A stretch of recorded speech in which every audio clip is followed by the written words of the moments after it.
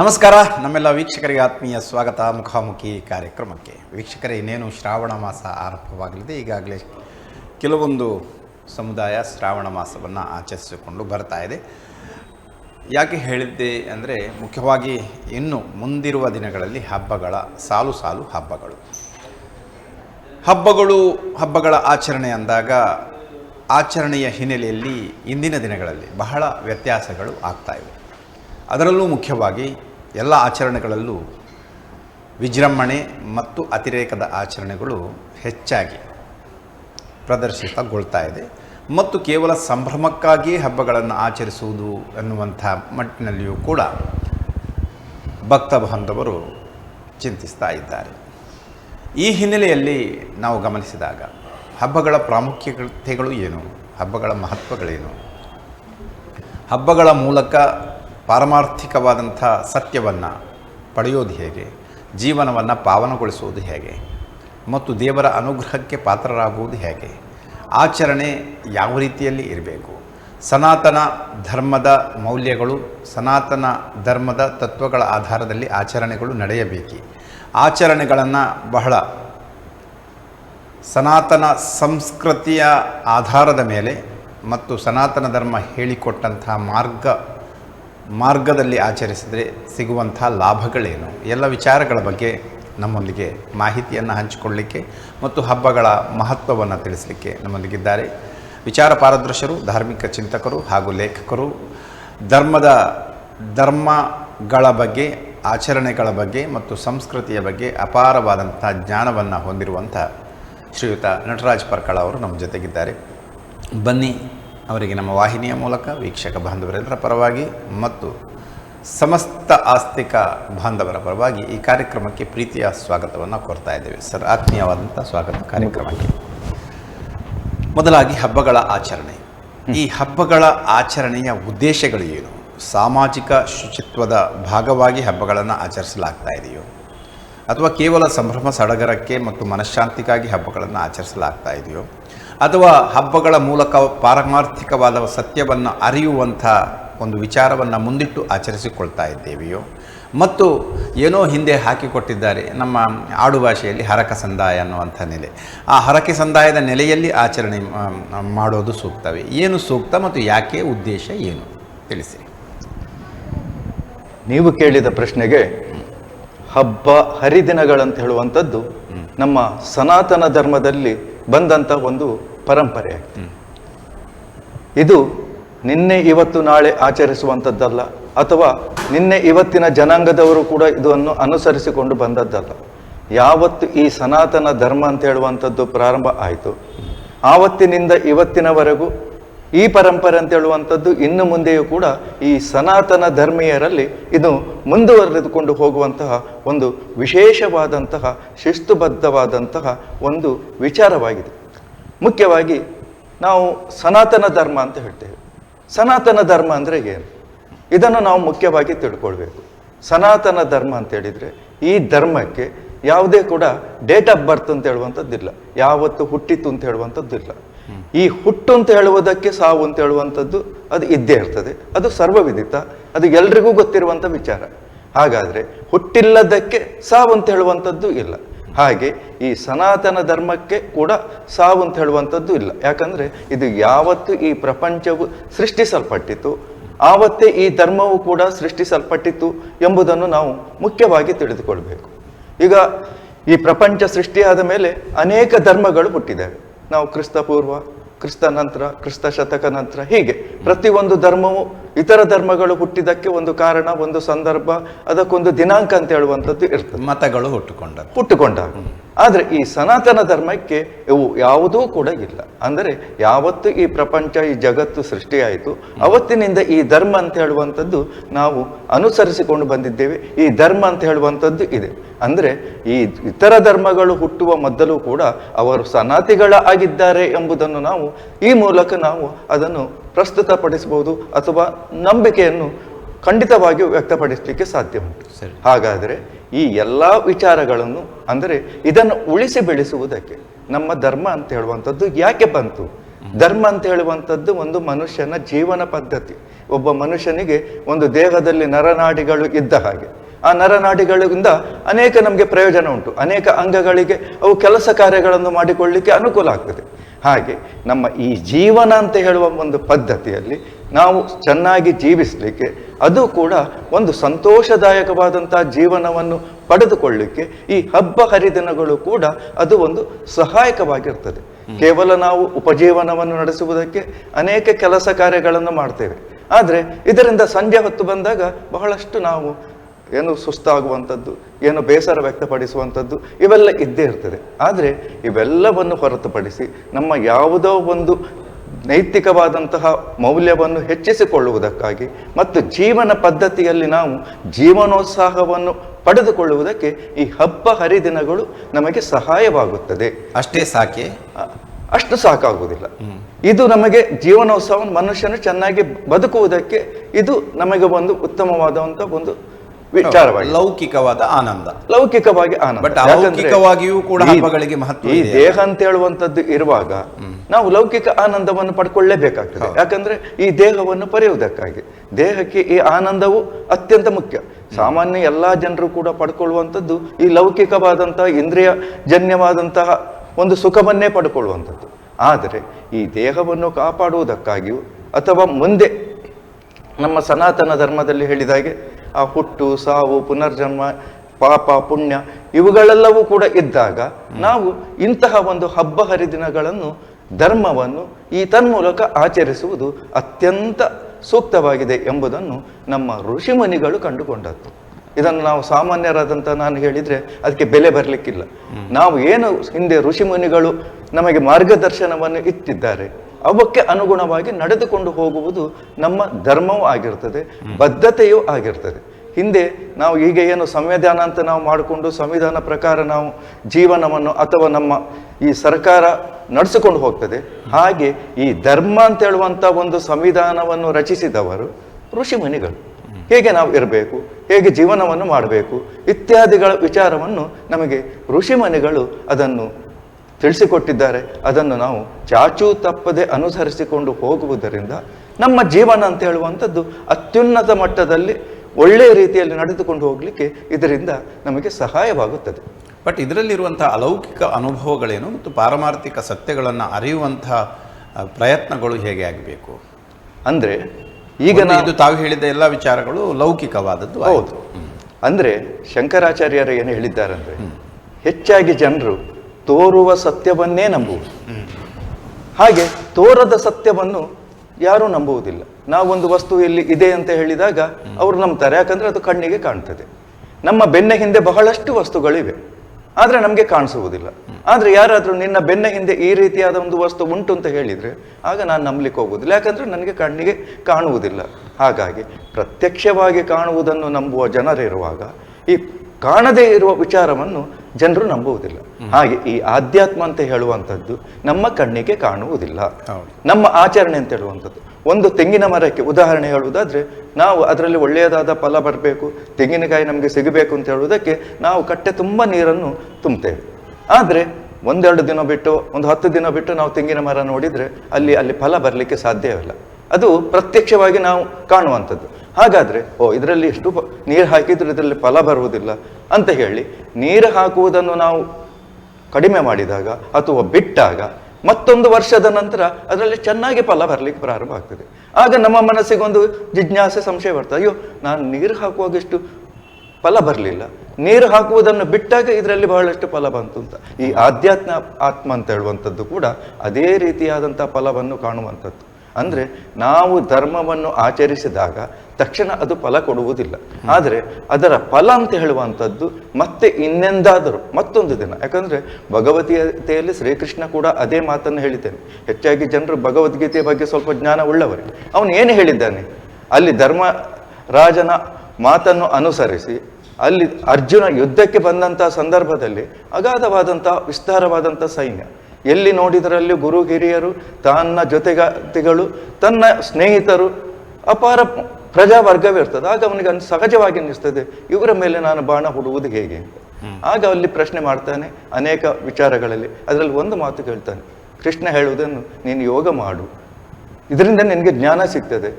ಆಗ ಅರ್ಜುನ ಪ್ರಶ್ನೆ ಕೇಳ್ತಾನೆ, ಯೋಗ ಮಾಡುವುದನ್ನು ಸಂಸಿದ್ಧಿಸದೆ ಹೋದಲ್ಲಿ, ನಾವು ಯಾವುದೇ ಒಂದು ಧಾರ್ಮಿಕವಾದಂತಹ ಸಾಧನೆಯನ್ನು ಮಾಡಿದಾಗ ಅದು ಸಂಸಿದ್ಧಿಸಿಕೊಳ್ಳಿಕ್ಕೆ ಬಹಳ ಕಷ್ಟ ಆಗ್ತದೆ. ಆ ಸಂಸಿದ್ಧಿಸದೆ ಹೋದಲ್ಲಿ ನಾವು ಏನು ಮಾಡಬೇಕು ಅಂತ. ಆಗ ಅಲ್ಲಿ ಕೃಷ್ಣ ಅರ್ಜುನನಿಗೆ, ಅಂದರೆ ಅರ್ಜುನನ ಮೂಲಕ ನಮಗೆ ತಿಳಿಸಿದ್ದು ಏನಂದರೆ, ಒಳ್ಳೆಯ ಕೆಲಸಗಳನ್ನು ಮಾಡುವುದರಿಂದ ಕೆಟ್ಟ ಪರಿಣಾಮ ಉಂಟಾಗುವುದಿಲ್ಲ. ಅದು ಇಂದಲ್ಲದಿದ್ದರೆ ಹಿಂದೆಂದಾದರೂ ಕೂಡ ಅದು ಪರಿಣಾಮವನ್ನು ಬೀರಿಯೇ ಬೀಳುತ್ತದೆ, ಅದು ಕೂಡ ಒಳ್ಳೆಯದೇ ಆಗಿರುತ್ತದೆ ಅಂತ. ಹಾಗೆ ಕೆಟ್ಟ ಫಲಗಳು ಕೂಡ ಅಷ್ಟೇ. ನಾವು ಇವತ್ತು ಮಾಡಿದಾಗ ಅಯ್ಯೋ ನಾನು ಕೆಟ್ಟದ್ದು ಮಾಡಿದರೆ ನನಗೇನಾಗಲಿಲ್ಲ ಅಂತ ಜನರ ಮನಸ್ಸಿನಲ್ಲಿ ಒಂದು ರೀತಿಯ ಬರ್ತದೆ. ಒಳ್ಳೇದು ಮಾಡಿದಾಗ ನನಗೆ ಒಳ್ಳೇದಾಗಲಿಲ್ಲ ಅಂತ ಹೇಳುವಂಥ ಚಿಂತನೆ ಬರ್ತದೆ. ಆದರೆ ಅದಕ್ಕೂ ಒಂದು ಸಮಯ ಸಂದರ್ಭ ಅಂತ ಹೇಳುವಂಥದ್ದು ಭಗವಂತ ಇಟ್ಟೇ ಇರ್ತಾನೆ. ಆಗ ಒಳ್ಳೆಯದು ನಮಗೆ ಆಗುತ್ತದೆ ಎಂಬುದು ಅಲ್ಲಿ ಕೃಷ್ಣ ನಮಗೆ ಸ್ಪಷ್ಟವಾಗಿ ತಿಳಿಸಿದ್ದಾನೆ. ಹಾಗೆ ಈ ಆಧ್ಯಾತ್ಮಿಕ ಅಂತ ಹೇಳುವಂಥದ್ದು ಅಥವಾ ಈ ನಾವು ಧರ್ಮಾಚರಣೆ ಅಥವಾ ಹಬ್ಬ ಹರಿದಿನಗಳನ್ನು ಆಚರಿಸುವುದು, ಯಾವುದೇ ಒಂದು ಒಳ್ಳೆಯ ಕೆಲಸ ಮಾಡುವುದರಿಂದ ನಮಗೆ ಅದು ಮುಂದಕ್ಕೆ ಖಂಡಿತವಾಗಿಯೂ ಅದಕ್ಕೆ ಫಲ ಸಿಗ್ತದೆ, ಒಳ್ಳೆಯದಾಗುತ್ತದೆ ಎಂಬುದನ್ನು ನಾವು ಈ ಮೂಲಕ ನಾವು ತಿಳಿದುಕೊಳ್ಳಲಿಕ್ಕೆ ಸಾಧ್ಯ ಆಗಿದೆ. ಪ್ರತಿ ಆಸ್ತಿಕ ಬಾಂಧವನ ಶತ್ರುಗಳು ಅಂದರೆ ಅರಿಷಡ್ವೈರಿಗಳು. ಈ ಅರಿಷಡ್ವೈರಿಗಳನ್ನು ನಿಗ್ರಹ ಮಾಡೋಕ್ಕೆ ಮತ್ತು ನಿಯಂತ್ರಣ ಮಾಡೋಕ್ಕೆ, ನಿಗ್ರಹ ಸಾಧ್ಯ, ಒಂದಷ್ಟು ಕಷ್ಟ ಸಾಧ್ಯ, ನಿಯಂತ್ರಣ ಮಾಡೋಕ್ಕೆ ಮತ್ತು ಆ ಮೂಲಕವಾದಂತಹ ಪಾರಮಾರ್ಥಿಕ ಗುರಿಯನ್ನು ಮುಟ್ಟಲಿಕ್ಕೆ ಮತ್ತು ಜೀವನವನ್ನು ಪಾವನಗೊಳಿಸಲಿಕ್ಕೆ, ಒಂದಷ್ಟು ಕೃತಾರ್ಥರಾಗಲಿಕ್ಕೆ ಹಬ್ಬಗಳಲ್ಲಿ ಅವಕಾಶ ಇದೆಯೋ? ನೋಡಿ, ಸಾಧನೆಯ ಹಾದಿಯಲ್ಲಿ ಕಲ್ಲು ಮುಳ್ಳುಗಳು ಮಾತ್ರವಲ್ಲ, ಅನೇಕ ವ್ಯಾಮೋಹಗಳು ಕೂಡ ಮನುಷ್ಯನಿಗೆ ಅಲ್ಲಿ ತೊಂದರೆಯನ್ನು ಕೊಡ್ತದೆ. ಯಾಕಂದ್ರೆ ನಾವು ಒಳ್ಳೆ ಕೆಲಸ ಮಾಡುವಾಗ ಅದಕ್ಕೆ ನೂರಾರು ವಿಘ್ನಗಳು, ಕೆಟ್ಟ ಕೆಲಸ ಮಾಡುವಾಗ ಅಷ್ಟೊಂದು ವಿಘ್ನಗಳು ಬರುವುದಿಲ್ಲ. ಯಾಕಂದ್ರೆ ನಮ್ಮ ದೃಷ್ಟಿಯಲ್ಲಿ ಏನು ಇರ್ತದೆ, ಒಳ್ಳೆಯದನ್ನು ಮಾಡಬೇಕು ಅಂತ. ಒಳ್ಳೆಯದನ್ನು ಮಾಡುವಾಗ ನಾವು ಅದನ್ನು ಒಳ್ಳೆಯದನ್ನೇ ನಾವು ಅರಸ್ತಾ ಹೋಗ್ತೇವೆ, ಆಗ ವಿಘ್ನಗಳು ಬರುವಂಥದ್ದು ಸಹಜ ಆಗ್ತದೆ. ಹಾಗಾಗಿ ಈ ಸಾಧನೆ ಮಾಡುವಾಗ ಅಲ್ಲಿ ಭಗವಂತ ಹೇಳಿದ್ದಾನೆ ಅಥವಾ ಋಷಿಮುನಿಗಳೇ ಹೇಳಿದ್ದಾನೆ, ಒಬ್ಬ ಒಳ್ಳೆ ಸಂಭಾವಿತನಾದಂಥ ವ್ಯಕ್ತಿ ಆಗಬೇಕಾದ್ರೆ ಅವನು ಮುಖ್ಯವಾಗಿ ಅಲ್ಲಿ ಗರುಡ, ನಾಯಿ, ಜಕ್ಕಬಕ್ಕಿ, ಗೂಬೆ ಅಥವಾ ಗರುಡ, ಈ 5 ಪ್ರಾಣಿಗಳ ನಡತೆಯನ್ನು ನಾವು ಬಿಡಬೇಕಂತೆ. ಹಾಗಾದ್ರೆ ಗೂಗೆಯ ನಡತೆಗೆ ಏನುಂಟು? ಅದಕ್ಕೆ ಕತ್ತಲು ಅಂದರೆ ಆಗುವುದಿಲ್ಲ, ಅದಕ್ಕೆ ಕತ್ತಲು ಅಂದರೆ ಅದಕ್ಕೆ ನಿಷಿದ್ಧ. ಹಾಗೆ ಮನುಷ್ಯನಿಗೆ, ಕಳ್ಳಕಾಕರಿಗೆ ಕತ್ತಲು ಅಂದರೆ ಬಹಳ ಇಷ್ಟ. ಅವರು ಆ ಹೊತ್ತಿನಲ್ಲಿ ಅವರು ಕಳ್ಳತನ ಮಾಡುವಂಥದ್ದು, ಕೆಟ್ಟದ್ದನ್ನು ಮಾಡುವಂಥದ್ದು. ಹಾಗೆ ಆ ಕತ್ತಲ್ ಅಂತ ಹೇಳುವಂಥದ್ದು, ಅರ್ಥಾತ್ ಈ ಕೆಟ್ಟದ್ದು ಅಂತ ಹೇಳುವಂಥದ್ದು ಮನುಷ್ಯ ಬಿಡಲಿಕ್ಕೆ ಮೊದಲು ಕಲಿಬೇಕು. ಎರಡನೇದಾಗಿ ತೋಳ. ಆ ತೋಳ ಅಂತ ಹೇಳುವಂಥದ್ದು ಬಹಳ ಕ್ರೂರವಾದ ಪ್ರಾಣಿ.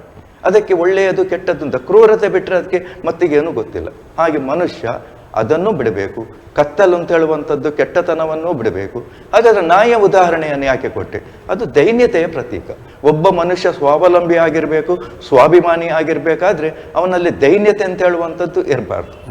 ದೈನ್ಯತೆ ಅಂತ ಹೇಳುವಂಥದ್ದು ಇದ್ದಾಗ ಅವನಿಂದ ಏನು ಯಶಸ್ಸನ್ನು ಗಳಿಸಲಿಕ್ಕೆ ಅಥವಾ ಗುರಿಯನ್ನು ಮುಟ್ಟಲಿಕ್ಕೆ ಕಷ್ಟ ಆಗ್ತದೆ. ಹಾಗೆ ಜಕ್ಕಬಕ್ಕಿ ಅಂದರೆ ಅದು ಕಾಮುಕತೆಯ ಒಂದು ಪ್ರತೀಕ. ಏನು, ಅದಕ್ಕೆ ಕಾಮುಕತೆ ಬಿಟ್ಟರೆ ಮತ್ತೆ ಯಾವ ವಿಚಾರವೂ ಗೊತ್ತಿಲ್ಲ. ಮನುಷ್ಯ ಸಾಧನೆಗಾರ ಆ ಕಾಮುಕತನವನ್ನು ಕೂಡ ಬಿಡಬೇಕಾಗ್ತದೆ. ಹಾಗೆ ಗರುಡನಿಗೆ ಗರ್ವ ಜಾಸ್ತಿ. ಈ ಸೀತಾಪಹಾರ ಸಂದರ್ಭದಲ್ಲಿ ನೋಡ್ಬೋದು, ತನಗೆ ಆ ರಾವಣನನ್ನು ಹೇಗೆ ಸದೆಬಡಿಬೇಕು ಎಂಬಂಥ ಶಕ್ತಿ, ಸರಿಯಾದ ಉಪಾಯಗಳು ಗೊತ್ತಿಲ್ಲದೆ ಇದ್ದರಿಂದ ಕೇವಲ ಗರ್ವ ಮಾತ್ರದಿಂದ ಅಲ್ಲಿ ರಾವಣನನ್ನು ಎದುರಿಸಿ ಅದು ಸೋತು ಹೋಯಿತು. ಹಾಗೆ ಕೇವಲ ನಾವು ಗರ್ವದಿಂದ ನಮ್ಮ ಈ ಸಾಧನೆಯನ್ನು ನಾವು ಕಳ್ಕೊಳ್ಬಾರ್ದು. ಯಾಕಂದರೆ ಕೋಪದಿಂದ ಏನೆಲ್ಲ ಅನಾಹುತ ಆಗ್ತದೆ ಅಂತ ನಾವು ಪ್ರತಿಯೊಬ್ಬರೂ ಕೂಡ ಸ್ವತಃ ಅನುಭವವನ್ನು ಪಡ್ಕೊಂಡವರೇ ಆಗಿರುತ್ತೇವೆ. ಹಾಗಾಗಿ ಈ ಎಲ್ಲ ನಡತೆಯನ್ನು ನಾವು ಹೊರತುಪಡಿಸಿ ಈ ಹಬ್ಬ ಹರಿದಿನ ಅಂತ ನೀವು ಬಂದರೆ, ಹಬ್ಬ ಹರಿದಿನಗಳಲ್ಲಿ ಏನು ಹೇಳ್ತೇವೆ ಅಂದರೆ, ಈಗ ಶ್ರಾವಣ ಮಾಸ ಅಂತೇಳಿ ನೀವು ಪ್ರಾರಂಭದಲ್ಲಿ ಹೇಳಿದ್ರಿ. ಶ್ರಾವಣ ಮಾಸದಲ್ಲಿ ಅನೇಕ ಹಬ್ಬ ಹರಿದಿನಗಳ ಸರಮಾಲೆಯೇ ಬರ್ತದೆ. ಈಗ ತಾನೇ ನಾವು ನಾಗರ ಪಂಚಮಿಯನ್ನು ಆಚರಣೆ ಮಾಡಿದ್ದು. ನಾಗರ ಪಂಚಮಿಯ ಆಚರಣೆಯಲ್ಲಿ ನಾವು ಬಹಳಷ್ಟು ತಿಳ್ಕೊಳ್ಳಿಕ್ಕೆ ಉಂಟು. ಏಕೆ ಅಂದರೆ ಆ ನಾಗರ ಪಂಚಮಿ ಅಂತ ಬಂದಾಗ ಈ ನಾಗರ ಪಂಚಮಿಯ ಉದ್ದೇಶ ಏನು ಎಂಬುದನ್ನು ತಿಳ್ಕೊಂಡವರಾದಂಥ ನಾವು ನಮ್ಮ ಮುಂದಿನ ಜನಾಂಗಕ್ಕೆ, ನಮ್ಮ ಮುಂದಿನ ಪೀಳಿಗೆಗೆ ಅಥವಾ ಗೊತ್ತಿಲ್ಲದಿದ್ದಂತಹ ಜನರಿಗೆ ತಿಳಿಸಿಕೊಳ್ಳುವಂಥದ್ದು ಅವಶ್ಯಕ. ಅದು ಆಚರಣೆ ಹೇಗೆ ಬಂತು, ಅದರ ಹಿಂದಿನ ಉದ್ದೇಶ ಏನು ಇತ್ಯಾದಿ ವಿಚಾರಗಳನ್ನು ತಿಳಿದುಕೊಂಡಾಗ, ಅದರ ವಿಷಯವನ್ನು ಪಡ್ಕೊಂಡಾಗ ಮತ್ತೆ ಮುಂದಿನ ಪೀಳಿಗೆ ಇದರಲ್ಲಿ ಬಹಳಷ್ಟು ವಿಶೇಷಗಳಿವೆ. ಆದ್ದರಿಂದ ಈ ನಾಗರ ಪಂಚಮಿಯನ್ನು ನಾವು ಚಾಚು ತಪ್ಪದೆ ಆಚರಿಸಬೇಕು ಅಂತ. ಈ ನಾಗರ ಪಂಚಮಿಯಲ್ಲಿ ಇನ್ನೊಂದು ವಿಶೇಷತೆ ಉಂಟು. ನಾವು ಹಬ್ಬ ಹರಿದಿನಗಳನ್ನು ಆಚರಿಸುವ ಜೊತೆಗೆ, ಅದರಲ್ಲೂ ನಮ್ಮ ಉಡುಪಿ, ದಕ್ಷಿಣ ಕನ್ನಡ ಜಿಲ್ಲೆ ಇತ್ಯಾದಿಗಳಲ್ಲಿ ನಾಗನಿಗೆ ನಾವು ವಿಶೇಷವಾದಂಥ ಪ್ರಾಧಾನ್ಯತೆಯನ್ನು ಕೊಡ್ತೇವೆ. ಕೊಡ್ತೇವೆ. ಯಾಕಂದರೆ ನಮ್ಮ ಮೂಲ ನಾಗ ಅಂತ ಹೇಳುವಂಥದ್ದು, ನಾವು ಈಗ ಇದ್ದಂಥ ನಾಗ, ಆ ನಾಗನನ್ನು ಪೂಜಿಸದಿದ್ದರೆ ನಮಗೇನೋ ಒಂದು ತೊಂದರೆ ಬರ್ತದೆ, ನಮಗೆ ಮುಂದೆ ಅನಿಷ್ಟ ಉಂಟಾಗ್ತದೆ ಇತ್ಯಾದಿ ವಿಚಾರಗಳು. ಅಂದರೆ ಇಲ್ಲಿ ನಾವು ಹೆಚ್ಚಾಗಿ ನಮಗೆ ತೊಂದರೆಯಾಗುತ್ತದೆ ಎಂಬಂಥ ಒಂದು ವಿಚಾರದಲ್ಲಿ ಭಯಪಟ್ಟೇ ನಾವು ಆ ಹಬ್ಬವನ್ನು ಆಚರಿಸುತ್ತೇವೆ ಹೊರತು ಒಂದು ಪ್ರೀತಿಯಿಂದ, ಅಂದರೆ ಅದೊಂದು ಪ್ರಕೃತಿಯ ಪೂಜೆ ಎಂಬುದನ್ನು ನಾವು ಮನಸ್ಸಿನಲ್ಲಿ ಇಟ್ಟುಕೊಳ್ಬೇಕು. ನಾಗ ಅಂದರೆ ಏನು? ನಿಜಕ್ಕೂ ಹೇಳಿದ್ರೆ ಒಂದು ಮನಸ್ಸು ಅಂತ. ನಾವು ಇನ್ನೊಂದು ಅರ್ಥ ಹೇಳುವುದಾದ್ರೆ, ನಾಗು ಅಂದರೆ ನಾವು ಹಾವು ಅಂತ ತಿಳ್ಕೊಂಡಿದ್ದೇವೆ, ಸರ್ಪ ಅಂತ ತಿಳ್ಕೊಂಡಿದ್ದೇವೆ. ಅದು ಒಂದು ವಿಚಾರ ಸತ್ಯ ಅಂತ ಆದರೂ ಕೂಡ ನಾಗ ಅಂದರೆ ಮನುಷ್ಯ, ಮನಸ್ಸು. ಆ ಮನಸ್ಸು ಅಂತ ಹೇಳುವಂಥದ್ದು ಪ್ರತಿಯೊಬ್ಬ ಮನುಷ್ಯನಲ್ಲೂ ದೋಷ ಇದೆ. ಎಂತಹ ಒಬ್ಬ ಧಾರ್ಮಿಕ ವ್ಯಕ್ತಿ ಆಗಲಿ, ಎಷ್ಟೇ ಸಾಧಕನಾಗಲಿ, ಅವನಿಗೂ ಅಂತ ಹೇಳುವಂಥ ಒಂದು ಮನಸ್ಸಿದೆ. ಆ ಮನಸ್ಸಿಗೂ ಒಂದು ಸಣ್ಣದಾದಂಥ ದೋಷ ಇದೆ. ಆ ದೋಷವನ್ನು ಕಳೆದುಕೊಳ್ಳಿಕ್ಕೆ ಈ ದಿನ ನಾವು ಸಂಕಲ್ಪವನ್ನು ಮಾಡಬೇಕು. ನನ್ನಲ್ಲಿ ಏನು ದೋಷ ಎಂಬಂಥದ್ದು ನಾವು ಆತ್ಮವಿಮರ್ಶೆ ಮಾಡಿಕೊಂಡು ಅದನ್ನು ಇವತ್ತು ಸರಿಪಡಿಸಿಕೊಳ್ಳಿಕ್ಕೆ ಸಾಧ್ಯವಿದೆಯೋ ಎಂಬ ಚಿಂತನೆಯನ್ನು ನಾವು ಆ ದಿನ ಮಾಡಿಕೊಂಡಾಗ ಇದರಿಂದ ನಮಗೆ ವಿಶೇಷವಾದಂಥ ಜ್ಞಾನ ಸಿಗ್ತದೆ, ಹಾಗೂ ಇದರಿಂದ ನಮಗೆ ವಿಶೇಷವಾದಂಥ ಅನುಕೂಲವೂ ಆಗ್ತದೆ. ಹೀಗೆ ಪ್ರತಿಯೊಂದು ಹಬ್ಬದಲ್ಲೂ ಇದೇ ಥರನಾದಂಥ ಚಿಂತನೆಯನ್ನು ಮಾಡಿಕೊಳ್ಳಿಕ್ಕೆ ಸಾಧ್ಯ ಉಂಟು. ಹಬ್ಬಗಳ ಆಚರಣೆಯಲ್ಲಿ ಜಪ, ತಪ, ವ್ರತ, ನಿಯಮಾದಿಗಳು ಮತ್ತು ಸಂಕೀರ್ತನೆ, ಕೀರ್ತನೆಯಂತಹ ವಿಚಾರಗಳು, ಈ ಎಲ್ಲ ವಿಚಾರಗಳು ಹೇಗಿರಬೇಕು ಮತ್ತು ಎಷ್ಟು ಪ್ರಮಾಣದಲ್ಲಿರಬೇಕು, ಮತ್ತು ಹಬ್ಬಗಳ ಆಚರಣೆ ಒಂದು ಅರ್ಥವತ್ತಾಗಿ ಆಗಬೇಕಿದ್ರೆ, ಯಾಕಂದರೆ ಇತ್ತೀಚಿನ ದಿನಗಳಲ್ಲಿ ಎಲ್ಲ ಕಡೆ ಅಪವಾದಗಳು ಬರ್ತಾ ಇವೆ. ಹಬ್ಬಗಳ ಆಚರಣೆ ಒಂದಷ್ಟು ಅನರ್ಥವನ್ನು, ಅತಿರೇಕವನ್ನು ಹೊಂದ್ತಾ ಇದೆ. ಅರ್ಥವತ್ತಾಗಿ ಆಚರಿಸಬೇಕು, ಆ ಮೂಲಕವಾಗಿ ಶುಭ ಫಲಗಳನ್ನು ಪಡೆಯಬಹುದೇ ವಿನಃ, ಯಾಕಂದರೆ ಸನಾತನ ಧರ್ಮಶಾಸ್ತ್ರಾನುಸಾರವಾಗಿ ಆಚರಿಸಬೇಕು, ಆ ಮೂಲಕ ಆಚರಿಸಿದರೆ ಮಾತ್ರ ಶುಭ ಫಲಗಳ ಪ್ರಾಪ್ತಿಯಾಗಬಹುದೇ ವಿನಃ ಇಂತಹ ಆಚರಣೆಗಳಿಂದ ಶುಭ ಫಲಗಳು ಪ್ರಾಪ್ತಿಯಾಗುವುದಿಲ್ಲ ಅನ್ನೋದು ಮಾತು. ಈ ವಿಷಯದಲ್ಲಿ ಹೇಳೋದಾದರೆ, ಈಗ ಆಗುತ್ತಿರುವಂಥ ಆಚರಣೆಗಳು ಮತ್ತು ಅರ್ಥವತ್ತಾದಂಥ ಆಚರಣೆಗಳು ಹೇಗಿರಬೇಕು, ಯಾವ ರೀತಿಯಲ್ಲಿ ನಾವು ಮಾರ್ಪಾಡು ಮಾಡಿಕೊಳ್ಬೇಕು? ಅದೇ ನೀವೀಗ ಕೇಳಿದ ಪ್ರಶ್ನೆಯಲ್ಲಿ ಬಹಳಷ್ಟು ವಿಚಾರಗಳಿವೆ. ಯಾಕಂದರೆ ಅದನ್ನು ನಾವು ವಿಂಗಡಿಸಿಕೊಂಡು ಅದಕ್ಕೆ ಪ್ರತ್ಯೇಕವಾದಂತಹ ವಿಚಾರವನ್ನು ತಿಳಿಸುವುದು ಬಹಳ ವಿಶೇಷ. ನೀವು ಮೊದಲಿಗೆ ಜಪ ಅಂತ ಹೇಳಿದ್ರಿ. ಹಾಗಾದರೆ ಮನುಷ್ಯನಲ್ಲಿ ಒಂದು ವಿಶೇಷ ಇರ್ತದೆ. ಜಪ ಅಂತ ಹೇಳಿದ್ರೆ ಏನು ಅಂತ? ಜಪ ಅಂತ ಹೇಳಿದರೆ ಯಾವನೋ ಒಬ್ಬ ಪ್ರೀತಿ ಮಾಡ್ತಾನೆ, ಅಥವಾ ನಾವು ಯಾವುದೋ ಒಂದು ವ್ಯವಹಾರದಲ್ಲಿ ಇರ್ತೇವೆ.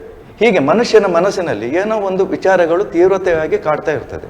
ಅದನ್ನು ಅನುಗಾಲವು ಚಿಂತನೆಯನ್ನು ಮಾಡುವಂಥದ್ದಕ್ಕೆ ನಾವು ಜಪ ಅಂತ ಹೇಳ್ತೇವೆ. ಸಾಮಾನ್ಯ ಜನರು ಏನು ತಿಳ್ಕೊಂಡಿದ್ದಾರೆ, ಜಪ ಅಂತ ಹೇಳಿದರೆ ಅದು ಬ್ರಾಹ್ಮಣರು ಮಾಡೋದು ಮಾತ್ರ, ಅಥವಾ ಒಂದು ಕೌಳಿಗೆ ಸೌಂಟಿ ಎದುರಲ್ಲಿ ಇಟ್ಟುಕೊಂಡು ಏನೋ ಆಚಮನಾದಿ ಕ್ರಿಯೆಗಳನ್ನು ಮಾಡಿ ಕಣ್ಣು ಮುಚ್ಚಿ ಕುಳಿತುಕೊಂಡು ಧ್ಯಾನ ಮಾಡುವುದಕ್ಕೆ ಜಪ ಅಂತ ಹೇಳುವಂಥದ್ದು. ಜಪ ಅಂತ ಹೇಳಿದರೆ ನಮ್ಮ ಸನಾತನ ಧರ್ಮದಲ್ಲಿ ಬ್ರಾಹ್ಮಣರಿಗೆ ಹೇಳಿಪಟ್ಟದ್ದು. ಅಂದರೆ ತ್ರಿಕಾಲದಲ್ಲೂ ಆತ ಜಪವನ್ನು ಮಾಡಬೇಕು ಅಂತ. ಜಪ ಅಂದ್ರೆ ಏನು? ಸಂಧ್ಯಾ ವಂದನೆ ಅಂತಲೂ ಅದಕ್ಕೆ ಇನ್ನೊಂದು ಹೆಸರಿದೆ. ಅಂದರೆ ಅಲ್ಲಿ ಅಷ್ಟಾಕ್ಷರಿ, ಪಂಚಾಕ್ಷರಿ, ಗಾಯತ್ರಿ ಇತ್ಯಾದಿಗಳನ್ನು ಮಾಡುವಂಥದ್ದು. ಸುಬ್ರಹ್ಮಣ್ಯವ ಅಥವಾ ಆತನ ಇಷ್ಟ ದೇವರನ್ನು ಕುರಿತು ಆತ ಸಂಧ್ಯಾ ವಂದನೆಯನ್ನು ಮಾಡುವಂಥದ್ದು.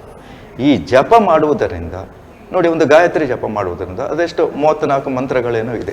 ಆ 34 ಮಂತ್ರಗಳನ್ನು ನಾವು ಜಪಿಸುವುದರಿಂದ ಆ 34 ನರನಾಡಿಗಳು ಅದು ಆಕ್ಟಿವ್ ಆಗ್ತದೆ. ನಾವೇನು ಮೊಬೈಲ್ ಚಾರ್ಜ್ ಮಾಡುವುದು ಅಂತ ಹೇಳ್ತೇವೆ. ಹಾಗೆಯೇ ನಾವು ಮೊಬೈಲನ್ನು ಅಥವಾ ಇನ್ನಿತರನ್ನು ನಾವು ಹೇಗೆ ಚಾರ್ಜ್ ಮಾಡ್ತೇವೋ ಹಾಗೆ ಈ ಜಪಾದಿಗಳನ್ನು ಮಾಡುವುದರ ಮೂಲಕ ನಮ್ಮಲ್ಲಿ ಹೊಸತಾದಂಥ ಚೈತನ್ಯವನ್ನು ನಾವು ಪಡ್ಕೊಳ್ಳಿಕ್ಕೆ ಸಾಧ್ಯ ಉಂಟು. ಒಬ್ಬ ಮನುಷ್ಯನ ಮುಖವನ್ನು ನೀವು ನೋಡಿ, ಅವನ ಮುಖದಲ್ಲಿದ್ದಂಥ ಕಳೆ ನೋಡಿ ನಾವು ಈ ರೀತಿಯಾಗಿ ಈ ಮನುಷ್ಯ ಇರಬಹುದು ಅಂತ. ಅವನ ಸ್ವಲ್ಪ ನೋಡಿದ್ರೆ ಇವನು ಕಳ್ಳನಾಗಿದ್ದಾನೆ, ಇವನು ಸೊಬಗನಾಗಿದ್ದಾನೆ, ಅಥವಾ ಏನೋ ಚಿಂತೆಯಲ್ಲಿ ಇದ್ದಾನೆ. ಈ ರೀತಿಯಾದದ್ದನ್ನು ಅದಕ್ಕೆ ನಾವು ಮುಖಶಾಸ್ತ್ರವನ್ನು ಬಲ್ಲವ ಹೇಳಬೇಕು ಅಂತಿಲ್ಲ. ಸಾಮಾನ್ಯವಾದಂಥ ಜ್ಞಾನ ಇದ್ದವರು ಇವ ಇಂಥವ ಇರಬಹುದು ಅಂತ ಹೇಳುವುದಕ್ಕೆ ಆತ ಒಂದು 50% ಆದರೂ ಅವನ ಊಹೆ ಸರಿಯಾಗಿ ಇರ್ತದೆ. ಹಾಗೆ ಈ ಜಪವನ್ನು ಮಾಡುವುದರಿಂದ ಅವನಲ್ಲಿ ಈ ಥರನಾದಂಥ ಒಂದು ದೈವಿಕ ಶಕ್ತಿಗಳು ಪ್ರಾಪ್ತವಾದಾಗ ಅವನ ಮುಖದಲ್ಲಿ ಒಂದು ತೇಜಸ್ಸು ಅಂತ ಹೇಳುವಂಥದ್ದು ಬರ್ತದೆ. ಒಬ್ಬ ಲಾಯರ್ ಇದ್ರೆ ಇವನು ಲಾಯರ್ ಇರಬೇಕು ಅಂತ ಕಾಣ್ತದೆ. ಯಾಕಂದ್ರೆ ಅವನು ಅದನ್ನೇ ಹೆಚ್ಚಾಗಿ ಜಪ ಮಾಡುವಂಥದ್ದು. ಇವತ್ತು ಹೇಗೆ ನಾನು ತಿಳ್ಕೊಳ್ಬೇಕು, ಇದರ ಬಗ್ಗೆ ಹೀಗೆ ಅದರ ಬಗ್ಗೆ ತಿಳ್ಕೊಳ್ತಾನೆ. ವೈದ್ಯ ಆ ರೀತಿ ಇದಕ್ಕೆ ನಾವು ಜಪ ಅಂತ ನಾವು ತಿಳ್ಕೊಳ್ಬೋದು. ಈ ರೀತಿ ಅದು ಜಪದಾಗ್ತದೆ. ಹಾಗೆ ನೀವು ಇನ್ನೊಂದು ಪ್ರಶ್ನೆ ಕೇಳಿದ್ರೆ, ಜಪ, ತಪ, ಪೂಜೆ, ಪುನಸ್ಕಾರ, ಹೋಮ, ಹವನ, ಅಂತ ಜಪವನ್ನು ಮಾಡಲಿಕ್ಕೆ ಆಗದಿದ್ದವು ಪೂಜೆ ಮಾಡುವಂಥದ್ದು, ಪೂಜೆಯನ್ನು ಮಾಡಲಿಕ್ಕೆ ಆಗದೆಯೋ ಪುನಸ್ಕಾರ ಮಾಡುವಂಥದ್ದು, ಇನ್ನೂ ಹೆಚ್ಚು ನಮ್ಮ ಕಾಮ್ಯ ಸಿದ್ಧಿಗಾಗಿ ಹೋಮವನ್ನು ಮಾಡುವಂಥದ್ದು, ತ್ರಿಪದ ಮಹಾರಾಜ ಹೋಮ ಮಾಡಿದ. ಯಾವ ರೀತಿಯಾದ ಹೋಮ ಮಾಡಿದ? ಪುತ್ರ ಕಾಮೇಷ್ಟಿ, ಅಂದ್ರೆ ಪುತ್ರನನ್ನು ಪಡಿಬೇಕು ಅಂತೇಳಿ ಆತ ಕಾಮೇಷ್ಟಿ ಯಾಗವನ್ನು ಮಾಡಿದ. ದಶರಥ ಮಹಾರಾಜ ಮಾಡಿದ. ಈ ಹೋಮ ಮಾಡಿದ್ದರಿಂದ ಅವರು ಆ ಪುತ್ರ ಕಾಮೇಷ್ಟಿ ರಾಮನನ್ನು ಪಡೆದುಕೊಳ್ಳಿಕ್ಕಾಯ್ತು. ಇದು ನಾವು ಹೋಮವನ್ನು ಮಾಡುವ ಪ್ರಯೋಜನ. ನಾವು ದುರ್ಗಾ ಹೋಮ ಮಾಡ್ತೇವೆ ಯಾಕೆ? ನಮ್ಮ ಎಲ್ಲ ದೋಷಗಳು ಕಳೆದು ನಮಗೆ ಲೌಕಿಕವಾಗಿ ಇಲ್ಲಿ ಏನಾದರೂ ಪ್ರಯೋಜನಕ್ಕೆ ಬರಲಿ ಅಂತ. ಹಾಗೆ ನೀವು ಜಪ ಮಾಡುವುದರಿಂದ ಲೌಕಿಕ ಪ್ರಯೋಜನ ಬರುವುದಿಲ್ಲ, ಅದು ಮುಂದಿನ ಜನ್ಮಕ್ಕೆ ಸಿಗುವಂಥದ್ದು. ಹಾಗಾದ್ರೆ ಹೋಮ ಮಾಡುವ ಮೂಲಕ ನಾವು ಇಂದು ಬೇಕಾದಂತಹ ಏನು ಕಾಮನೆಗಳಿವೆ ಅವುಗಳನ್ನು ಪಡ್ಕೊಳ್ಳಿಕ್ಕೆ ಈ ಹೋಮದ ಮೂಲಕ ನಾವು ಪಡ್ಕೊಳ್ಳಿಕ್ಕೆ ಸಾಧ್ಯ ಉಂಟು. ಜಪ ಕೇವಲ ಬ್ರಾಹ್ಮಣನಾದವನು ಜಪ ಮಾಡಿದ್ದರಿಂದ ಆತನಿಗೆ ಏನು ಪುಣ್ಯ ಬರುವುದಿಲ್ಲ ಅಂತೆ. ಬರುವ ಪಾಪವನ್ನು ಆತ ತಪ್ಪಿಸಿಕೊಳ್ಬಹುದು. ಯಾಕಂದ್ರೆ ಆತ ಬ್ರಾಹ್ಮಣನಾಗಿ ಹುಟ್ಟಿದ್ದೆ ಆ ಸಂಧ್ಯಾ ವಂದನೆಯನ್ನು ಮಾಡುವುದಕ್ಕೆ. ನಾನು ಸಂಧ್ಯಾ ವಂದನೆ ಮಾಡಿದೆ, ನಾನು ಶ್ರೇಷ್ಠ ಅಂತ ಆತ ಯಾವತ್ತೂ ಎಣಿಸ್ಲಿಕ್ಕೆ ಸಾಧ್ಯ ಇಲ್ಲ. ಯಾಕಂದ್ರೆ ಅವನ ಕರ್ಮ, ಅವನ ಧರ್ಮ ಅದೇ ಆಗಿರ್ತದೆ. ಆತ ಪುಣ್ಯ ಪಡ್ಕೊಳ್ಳಿಕ್ಕೆ ಸಾಧ್ಯ ಇಲ್ಲ. ಹಾಗಾದ್ರೆ ಮಾಡದಿದ್ರೆ ಆತ ಪಾಪಿ ಆಗ್ತಾನೆ. ಹಾಗೆ ಈ ಹೋಮ ಮಾಡುವುದರಿಂದ ನಮಗೆ ಕಾಮ್ಯಗಳನ್ನು, ನಮಗೆ ಈಗ ಏನು ಬೇಕು ಅವುಗಳನ್ನು ಪಡ್ಕೊಳ್ಳಿಕ್ಕೆ ಈ ಹೋಮಾದಿಗಳಿಂದ ನಾವು ಪಡ್ಕೊಳ್ಬೋದು. ಹಾಗೆ ಇದರಿಂದ ನಾವು ಆಧ್ಯಾತ್ಮಿಕವಾಗಿ, ನೀವು ಪ್ರಶ್ನೆ ಕೇಳಿದ್ರಿ, ಏನು ಸಾಧನೆ ಮಾಡ್ಬೋದು ಹಬ್ಬ ಹರಿದಿನಗಳನ್ನು, ಇದರಿಂದ ಏನು ಪ್ರಯೋಜನ ಅಂತ. ಅಂದ್ರೆ ಹಬ್ಬ ಹರಿದಿನಗಳಂದ್ರೆ ಇವೆಲ್ಲವನ್ನು ಕೂಡ ಎಲ್ರಿಗೂ ಮಾಡಲಿಕ್ಕೆ ಸಾಧ್ಯವಿಲ್ಲ. ಒಂದು ದೊಡ್ಡದಾದಂಥ, ನಾವು ಲೋಕ ಕಲ್ಯಾಣಾರ್ಥವಾಗಿ ನಾವು ಹೋಮ ಮಾಡುವುದು ಅಂತ ಹೇಳ್ತೇವೆ. ಅಂದ್ರೆ ಹಿಂದೆ ರಾಜ ಮಹಾರಾಜರು ಈ ಹೋಮಗಳನ್ನು ಮಾಡ್ತಿದ್ರು. ಯಾಕೆ ಹೋಮ ಮಾಡ್ತಿದ್ರು? ಸಾಮಾನ್ಯರಾದಂತಹ ನಮಗೆ ಅವನ್ನು ಮಾಡಲಿಕ್ಕೆ ಸಾಧ್ಯ ಇಲ್ಲ. ಯಾಕಂದ್ರೆ ಅದಕ್ಕೆ ಬೇಕಾದಂತಹ ಪರಿಕರಗಳು, ದ್ರವ್ಯಗಳು ಇತ್ಯಾದಿಗಳು ಅಗಾಧ ಪ್ರಮಾಣದಲ್ಲಿ ಇರ್ತದೆ. ಅಷ್ಟನ್ನು ಒಬ್ಬನಿಗೆ ಸಿದ್ಧಪಡಿಸಿಕೊಂಡು ಆ ಹೋಮವನ್ನು ಮಾಡಲಿಕ್ಕೆ ಸಾಧ್ಯ ಇಲ್ಲ. ಹಾಗಾದ್ರೆ ರಾಜನ ಉದ್ದೇಶ ಏನು? ಪ್ರಜೆಗಳು ತನ್ನ ಮಕ್ಕಳ ಹಾಗೆ, ಆ ಪ್ರಜೆಗಳ ಕ್ಷೇಮಾಭಿವೃದ್ಧಿಯೇ ಬಹಳಷ್ಟು ಮುಖ್ಯ. ಹಾಗಾಗಿ ತನ್ನ ರಾಜ್ಯದಲ್ಲಿರುವ ಎಲ್ಲ ಪ್ರಜೆಗಳು ಸುಕ್ಷೇಮದಿಂದ ಇರಬೇಕು, ನನ್ನ ಮಕ್ಕಳ ಹಾಗೆ ಇರಬೇಕೆಂಬಂಥ ದೃಷ್ಟಿಯಿಂದ ಆ ಲೋಕ ಕಲ್ಯಾಣಾರ್ಥವಾಗಿ ಆತ ಹೋಮವನ್ನು ಮಾಡಿ ತನ್ನ ರಾಜ್ಯದ ಸುಭಿಕ್ಷೆಯನ್ನು ತನ್ಮೂಲಕ ಆತ ಕಾಣ್ಕೊಳ್ಳಿ ಸಾಧ್ಯ ಇತ್ತು. ಮಳೆ, ಬೆಳೆ, ರೋಗ, ರುಜಿನ ಇತ್ಯಾದಿಗಳನ್ನು ಆ ಮೂಲಕ ಆತ ಕಳೆದುಕೊಂಡು ಒಳ್ಳೆಯ ರಾಜನಾಗ್ತಿದ್ದ, ಒಳ್ಳೆಯ ಪ್ರಜಾಪತಿ ಆಗ್ತಿದ್ದ. ಹಾಗಾದ್ರೆ ಸಾಮಾನ್ಯರಾದಂತಹ ನಾವು ಏನು ಜಪ, ತಪ, ಹೋಮ, ಪೂಜೆ, ದೇವರನ್ನು ಪೂಜೆ ಮಾಡುವಂಥ ವೃತವನ್ನು ಮಾಡುವುದರಿಂದ ನಾವು ಹೇಳ್ತೇವೆ, ಒಬ್ಬ ಮನುಷ್ಯ ತಿಂಗಳಿಗೆ ಒಂದು ದಿನ ಆದರೂ ಒಂದು ಉಪವಾಸ ಮಾಡಬೇಕು. ಉಪವಾಸ ಮಾಡುವುದರಿಂದ ವೈಜ್ಞಾನಿಕವಾಗಿ ಏನು ಪ್ರಯೋಜನ ಅಂತ ನನಗಿಂತ ಸಾಮಾನ್ಯ ಜನರಿಗೆ ಎಲ್ರಿಗೂ ಗೊತ್ತಿದೆ. ಆದ್ದರಿಂದ ನಾವು ಅಲ್ಲಿ ಉಪವಾಸವನ್ನು ಮಾಡಿ, ಕೇವಲ ಉಪವಾಸವನ್ನು ಮಾಡಿದರೆ ಏನು ಪ್ರಯೋಜನ? ಮಾಡಲಿಕ್ಕೆ ಅವಕಾಶ ಆಗುವುದಿಲ್ಲ. ಹಾಗಾಗಿ ಒಂದು ಧಾರ್ಮಿಕವಾದಂತಹ ಯಾವುದೋ ಒಂದು ನೆಪವನ್ನು ಇಟ್ಟುಕೊಂಡು ನಾವು ಸಂಕಷ್ಟಹರವು, ಸೂರ್ಯಗ್ರಹಣವು, ವರಮಹಾಲಕ್ಷ್ಮಿಯು, ಅದು ಬಿಟ್ಟರೆ ಕಡೆಗೆ ಏನಿಲ್ದ್ರೆ ಕೆಲವರು ಸೋಮವಾರ, ಶನಿವಾರ, ಶ್ರಾವಣ ಮಾಸ ಇತ್ಯಾದಿ ಯಾವುದಾದ್ರೂ ಒಂದು ನೆಪವನ್ನು ಇಟ್ಟುಕೊಂಡು ಒಂದು ದಿನ ಆತ ಉಪವಾಸವನ್ನು ಆಚರಿಸಿದರೆ ನಮ್ಮ ಜೀರ್ಣಾಂಗ ಕ್ರಿಯೆಗಳಿಗೆ, ದೇಹಕ್ಕೆ ಅದರಿಂದ ಬಹಳ ಪ್ರಯೋಜನ ಬರ್ತದೆ. ಮತ್ತು ಮಾನಸಿಕವಾಗಿ ನಮ್ಮಲ್ಲಿ ಅದೊಂದು ನಂಬಿಕೆ ಇದ್ದರಿಂದ, ಯಾವುದಕ್ಕೂ ನಂಬಿಕೆ ಅಂತ ಹೇಳುವಂಥದ್ದು ಬಹಳ ಮುಖ್ಯ. ನಂಬಿಕೆ ಅಂತ ಹೇಳುವಂಥದ್ದು ಮನುಷ್ಯನಲ್ಲಿ ಇಲ್ಲದಿದ್ದರೆ, ಒಬ್ಬ ವೈದ್ಯನಲ್ಲಿ ನಾವು ಔಷಧಿ ತೆಗೆದುಕೊಂಡ್ರೂ ಅದರ ನಮ್ಮ ಮೇಲೆ ಪರಿಣಾಮ ಅದು ಬೀರುವುದಿಲ್ಲ. ಹಾಗಾಗಿ ನಂಬಿಕೆ ಅತ್ಯಂತ ಮುಖ್ಯ. ನೀವು ದೇವಸ್ಥಾನ ಅಂತ ಹೇಳ್ತೀರಿ, ದೇವಸ್ಥಾನ ಅಂದ್ರೆ ಏನು? ಅದು ನಮ್ಮ ನಂಬಿಕೆಯ ಹೊರತು ಅಲ್ಲಿ ದೇವರಂತೂ ಖಂಡಿತ ಇರುವುದಿಲ್ಲ. ಯಾಕೆ ಇರುವುದಿಲ್ಲ ಅಂದ್ರೆ, ಅದಕ್ಕೆ ಸ್ಥಾನ ಅಂತಲೇ ನಾವು ಹೆಟ್ಟದ್ದು. ದೇವರನ್ನು ನಾವು ಕಂಡುಕೊಳ್ಳುವ ಒಂದು ಸ್ಥಾನ. ನಾನು ಮೊದಲೇ ಹೇಳಿದೆ, ನಮಗೆ ಕಣ್ಣಿಗೆ ಕಾಣದ್ದನ್ನು ಯಾವಾಗ ಮನುಷ್ಯ ನಂಬುವುದಿಲ್ವೋ, ಹಾಗಾಗಿ ಅಂತಹ ಜನರಿಗೋಸ್ಕರ ಅಲ್ಲಿ ಒಂದು ವಿಶೇಷವಾಗಿ ಒಂದು ಮೂರ್ತಿಯನ್ನು ಮತ್ತೊಂದನ್ನು ಒಂದು ಪ್ರತಿಷ್ಠಾಪಿಸಿ ಅಲ್ಲಿ ಒಂದು ದೇವರಿಗೆ ನಾವು ಸ್ಥಾನ ಕೊಟ್ಟದ್ದು. ನಮ್ಮ ಹಿರಿಯರ ಒಂದು ಫೋಟೋ ಇಡ್ತೇವೆ ನಾವು. ಫೋಟೋ ಇಟ್ಟು ದಿನವೂ ನಿತ್ಯವೂ ಅಲ್ಲಿ ಅವರಿಗೆ ಒಂದು ಗೌರವ ಸೂಚಕವಾಗಿ ಒಂದು ಪುಷ್ಪವನ್ನು ಇಟ್ಟು ನಾವು ದಿನವೂ ನಮಸ್ಕರಿಸ್ತೇವೆ. ಯಾಕಂದ್ರೆ ಅಲ್ಲಿ ಹಿರಿಯರು ಇರ್ತಾರ? ಅಲ್ಲಿ ಇರುವುದಿಲ್ಲ. ಆದರೂ ನಾವು ಅಲ್ಲಿ ಅವರನ್ನು ಇಟ್ಟು ಅವರಿಗೆ ಗೌರವವನ್ನು ಕೊಡುವಂಥದ್ದು. ಹಾಗೆ ನಾವು ಆ ದೇವರಿಗೆ ಒಂದು ಸ್ಥಾನವನ್ನು ಕೊಟ್ಟು ನಮ್ಮ ಪ್ರಾರ್ಥನೆಯನ್ನು, ನಮ್ಮ ಕಷ್ಟ ಕಾರ್ಪಣ್ಯಗಳನ್ನು ಮನೆಯವರ ಹತ್ರ ಹೇಳಿಕೊಳ್ಳಿಕ್ಕಾಗುವುದಿಲ್ಲ, ನೆಂಟರಿಷ್ಟರಲ್ಲಿ ಹೇಳಲಿಕ್ಕಾಗುವುದಿಲ್ಲ, ಮಿತ್ರರಲ್ಲಿ ಹೇಳಿಕೊಳ್ಳಿಕ್ಕಾಗುವುದಿಲ್ಲ. ಹಾಗಾದರೆ ಅವನ ಮನದ ದುಃಖವನ್ನು ಯಾರಲ್ಲಿ ಹೇಳ್ಕೊಳ್ಬೋದು? ಅವನ ಕಷ್ಟವನ್ನು ಯಾರಲ್ಲಿ ಹೇಳ್ಕೊಳ್ಬೋದು? ಅದಕ್ಕಾಗಿ ಆ ದೇವರು ಅಂತ ಹೇಳುವವರಿಗೆ ಒಂದು ಸ್ಥಾನವನ್ನು ಕೊಟ್ಟು, ಯಾರಲ್ಲೂ ಹೇಳಲಿಕ್ಕೆ ಆಗದೆ ಇದ್ದಂತಹ ದುಗುಡ ದುಮ್ಮಾನಗಳನ್ನು ದೇವರ ಮುಂದೆ ಹೋಗಿ ನಿವೇದನೆಯನ್ನು ಮಾಡಿದಾಗ ನಮ್ಮ ಮನಸ್ಸಿನಲ್ಲಿದ್ದಂತಹ ಭಾರ ಕೆಳಗೆ ಇಳಿಸಿದಾಗ ಆಗ್ತದೆ, ಮನಸ್ಸಿಗೆ ಶಾಂತಿ ಸಿಗ್ತದೆ. ಅದಕ್ಕೋಸ್ಕರ ನಾವು ಸ್ಥಾನ. ಅದೇ ರೀತಿ ನಾವು ಮಾಡಿದಂಥ ಈ ಯಾವುದೇ ಒಂದು ವೃತ್ತ ನಿಯಮಗಳು ಕೂಡ ನಮ್ಮ ಒಂದು ನಂಬಿಕೆಯ ಆಧಾರದ ಮೇಲೆ ಅದು ನಮ್ಮ ಮನಸ್ಸಿಗೆ ಶಾಂತಿ, ನೆಮ್ಮದಿಯನ್ನು ತಂದುಕೊಳ್ಳಿಕ್ಕೆ ತನ್ಮೂಲಕ ಇದರಿಂದ ಸಾಧ್ಯ ಆಗ್ತದೆ. ಇನ್ನು ನೀವೊಂದು ಕೊನೆಯದಾಗಿ ಪ್ರಶ್ನೆ ಕೇಳಿದ್ರಿ, ಇದನ್ನು ವೈಭೋಗ ಪಡಿಸ್ತಾ ಇದ್ದಾರೆ. ಆಚರಣೆಗಳು ತುಂಬ್ತಾ ಇದೆ. ಅನರ್ಥಗಳ ಆಚರಣೆಯಲ್ಲಿ ಯಾವುದನ್ನೆಲ್ಲ ಪಟ್ಟಿ ಮಾಡಬಹುದು? ಯಾವುದು ಅದು ಅನರ್ಥ ಅಂದ್ರೆ ಏನಂದ್ರೆ, ಅರ್ಥವನ್ನು ಮಾಡಿಸಿಕೊಳ್ಳಿಕ್ಕೆ ವಿಫಲವಾಗಿರುವುದೇ ಈ ಅನರ್ಥಗಳಿಗೆ ಕಾರಣ. ಒಬ್ಬ ಮನುಷ್ಯನಿಗೆ ಇದು ಸತ್ಯ, ಇದು ಸುಳ್ಳು ಅಂತ ಹೇಳುವಂಥದ್ದು ನಾವು ಅವರಿಗೆ ಹೇಳುವಂಥದ್ದು ಒಬ್ಬ ಜ್ಞಾನಿಯಾದವರು ಅಥವಾ ಆ ವಿಚಾರವನ್ನು ಗೊತ್ತಿದ್ದವರಿಗೆ ಅದು ಅವರ ಕರ್ತವ್ಯ ಆಗಿರ್ತದೆ. ನಾವು ಅಧ್ಯಾಪನ ಅಂತ ಹೇಳುವಂಥದ್ದು. ಅಧ್ಯಯನ ಅಂದರೆ ನಾವು ಧಾರ್ಮಿಕವಾಗಿ ಅಥವಾ ಇಂಥ ವಿಚಾರಗಳ ಕುರಿತು ಆಳವಾಗಿ ಅಧ್ಯಯನ ಮಾಡುವಂಥದ್ದು. ಅಧ್ಯಯನ ಮಾಡಿ ಅದು ನಮ್ಮಲ್ಲೇ ಇಟ್ಟುಕೊಂಡ್ರೆ ಅದರಿಂದ ಪ್ರಯೋಜನ ಬರುವುದಿಲ್ಲ. ಅದನ್ನು ನೋಡಿ, ಈಗ ಅದೇ ಕಾರ್ಯ ಮಾಡ್ತಾ ಇದ್ದೇವೆ ನಾವು. ಅದನ್ನು ಇನ್ನೊಬ್ಬರಿಗೆ, ನಮಗೆ ಗೊತ್ತಿದ್ದದ್ದನ್ನು ಇನ್ನೊಬ್ಬರಿಗೆ ಹೇಳುವಂಥದ್ದು ನಮ್ಮ ಕರ್ತವ್ಯ ಆಗ್ತದೆ. ಹೇಳಿಯೂ ಅದನ್ನು ಅನುಸರಿಸದೇ ಇದ್ರೆ ಅದು ಅವನಿಗೆ ಕರ್ಮ ಬಂಧನವಾಗ್ತದೆ. ಗೊತ್ತಿಲ್ಲದೆ ಮಾಡುವುದಕ್ಕೆ ನಾವು ಪ್ರಮಾದ ಅಂತ ಹೇಳ್ತೇವೆ. ಸರಿ, ಗೊತ್ತಿದ್ದು ಮಾಡುವುದು ಅಪರಾಧ ಆಗ್ತದೆ. ಹಾಗಾಗಿ ಈ ವಿಚಾರಗಳು ಏನು ಎಂಬುದನ್ನು ನಾವು ಕೇಳಿಕೊಂಡ ಮೇಲೆ ಅದನ್ನು ಅನರ್ಥಕ ಅಥವಾ ಅದನ್ನು ದುರುಪಯೋಗ ಪಡಿಸಿಕೊಂಡಾಗ ಅದು ಅಲ್ಲಿ ಪಾಪಕ್ಕೆ ಕಾರಣವಾಗ್ತದೆ. ಇದನ್ನು ನಾವು ಸ್ಪಷ್ಟವಾಗಿ ಪಾಪಕರ್ಮಗಳಿಗಾಗ್ತದೆ. ನಾವು ದೇವರ ಹೆಸರಿನಲ್ಲಿ ಈಗ ಅನೇಕ ಅಸಂಬದ್ಧ ಕೆಲಸಗಳನ್ನು ಮಾಡ್ತಾ ಇದ್ದೇವೆ. ಈ ಅಸಂಬದ್ಧ ಕೆಲಸ ಆದ್ರೆ ಅದನ್ನು ಇನ್ನೊಬ್ಬರ ಪ್ರಶ್ನೆ ಮಾಡ್ಲಿಕ್ಕೆ ಆಗುವುದು. ಯಾಕಂದ್ರೆ ಅವನು ದೇವರ ಹೆಸರು, ನಾನು ದೇವರಿಗಾಗಿ ಮಾಡಿದ್ದು ಅಂತ. ಆದ್ರೆ ಮಾಡುವ ಕಾರ್ಯ ಅಲ್ಲಿ ಕೆಟ್ಟದ್ದೇ ಆಗಿರ್ತದೆ. ಅದು ಅಲ್ಲಿ ಆಗುವ ಮತ್ತು ಅವನಿಗೆ ಅದು ಕೆಟ್ಟದ್ದೇ ಪರಿಣಾಮ ಬರ್ತದೆ. ದುಷ್ಫಲಗಳಿಗೆ ಅದು ಕಾರಣವಾಗ್ತದೆ, ಸತ್ಫಲಗಳು ಬರುವುದಿಲ್ಲ. ಆದ್ರೆ ಅವನ ಮನಸ್ಸಿನಲ್ಲಿರ್ಬೋದು ನಾನು ದೇವರ ಹೆಸರು ಹೇಳಿದ್ದೇನೆ ಅಂತ. ಆದ್ರೆ ದೇವರು ಏನು ಎಂಬುದೇ ಅವನಿಗೆ ಗೊತ್ತಿಲ್ಲ. ಈಗ ನಾವು ತಿಳ್ಕೊಳ್ಬೇಕಂತ ಏನು ದೊಡ್ಡ ವಿಷಯ ಅಂದ್ರೆ ದೇವರಿಗೆ ಏನಂತ ಗೊತ್ತಿಲ್ಲ. ಅಂದ್ರೆ ದೇವರು ಏನು ಅಂತ ಅದರ ಬಗ್ಗೆ ನಾವು ದೇವರು ಅಂತ ಮಾತ್ರ ಹೇಳ್ತೇವೆ. ಆ ದೇವರ ಬಗ್ಗೆ ಮೊದಲು ನಾವು ಸರಿಯಾದ ಜ್ಞಾನವನ್ನು ಇಟ್ಟುಕೊಳ್ಬೇಕು. ದೇವರಿಗೆ ಹೇಗೆ, ದೇವರು ಎಲ್ಲಿದ್ದಾನೆ, ದೇವರ ವಿಚಾರ ಏನು ಇತ್ಯಾದಿಗಳನ್ನು ನಾವು ಬಹಳಷ್ಟು ಅದರ ಬಗ್ಗೆ ಒಂದು ಗಂಟೆ ಮಾತಾಡ್ಬೋದು. ಅಷ್ಟು ಆ ದೇವರ ಬಗ್ಗೆ ತಿಳ್ಕೊಳ್ಳಿಕ್ಕೆ ಇದೆ. ಹಾಗೆ ಆ ದೇವರು ಏನು, ಧರ್ಮ ಏನು ಇತ್ಯಾದಿಗಳನ್ನು ಮೊದಲು ನಾವು ತಿಳ್ಕೊಳ್ಬೇಕು. ಅದನ್ನು ತಿಳ್ಕೊಂಡ ನಂತರ ಬೇರೆ ಆಚರಣೆಗೆ ಮುಂದಾದರೆ ಇಂತಹ ಅನರ್ಥಗಳಿಗೆ ಸ್ವಲ್ಪ ಆದರೂ ಕಡಿವಾಣ ಬೀಳ್ಬೋದು. ಎರಡನೆಯದಾಗಿ ಈ ವೈಭೋಗ ಅಂತ ಹೇಳುವಂಥದ್ದು, ಬಹಳ ವಿಜೃಂಭಣೆ ಅಂತ ಮಾಡುವಂಥದ್ದು. ಕೆಲವರಿಗೆ ಒಂದು ಕೀರ್ತಿ ಆಸೆ ಇರ್ತದೆ. ನಾನೇ ಮಾಡಿದೆ, ನನ್ನಿಂದ ಆಯಿತು, ಪ್ರತಿಷ್ಠೆ. ಒಂದು ಒಳ್ಳೆ ದೇವಸ್ಥಾನ ಇರ್ತದೆ. ಆ ಒಳ್ಳೆ ದೇವಸ್ಥಾನ ಚೆನ್ನಾಗಿ ಇದ್ದಾಗ ಯಾರೋ ಒಬ್ಬ ದುಡ್ಡಿನವ ಬರ್ತಾನೆ, ಇದೆಲ್ಲ ಸರಿ ಇಲ್ಲ, ಇದೆಲ್ಲ ತೆಗೆದು ಬೇರೆ ಮಾಡುವಂತ. ಅಂದ್ರೆ ಅಲ್ಲಿ ಯಾರೋ ಒಬ್ರು ಮಾಡಿದಂಥ ನಾಮಫಲಕ ತೆಗೆದು ಅಥವಾ ನಂದೊಂದು ಹೆಸರಿಗೆ ಇರಲಿ. ಈ ರೀತಿಯಾಗಿಯೂ ಕೆಲವೊಮ್ಮೆ ದೇವಸ್ಥಾನ ಜೀರ್ಣೋದ್ಧಾರ ಆಗುವಂಥದ್ದು ಉಂಟು.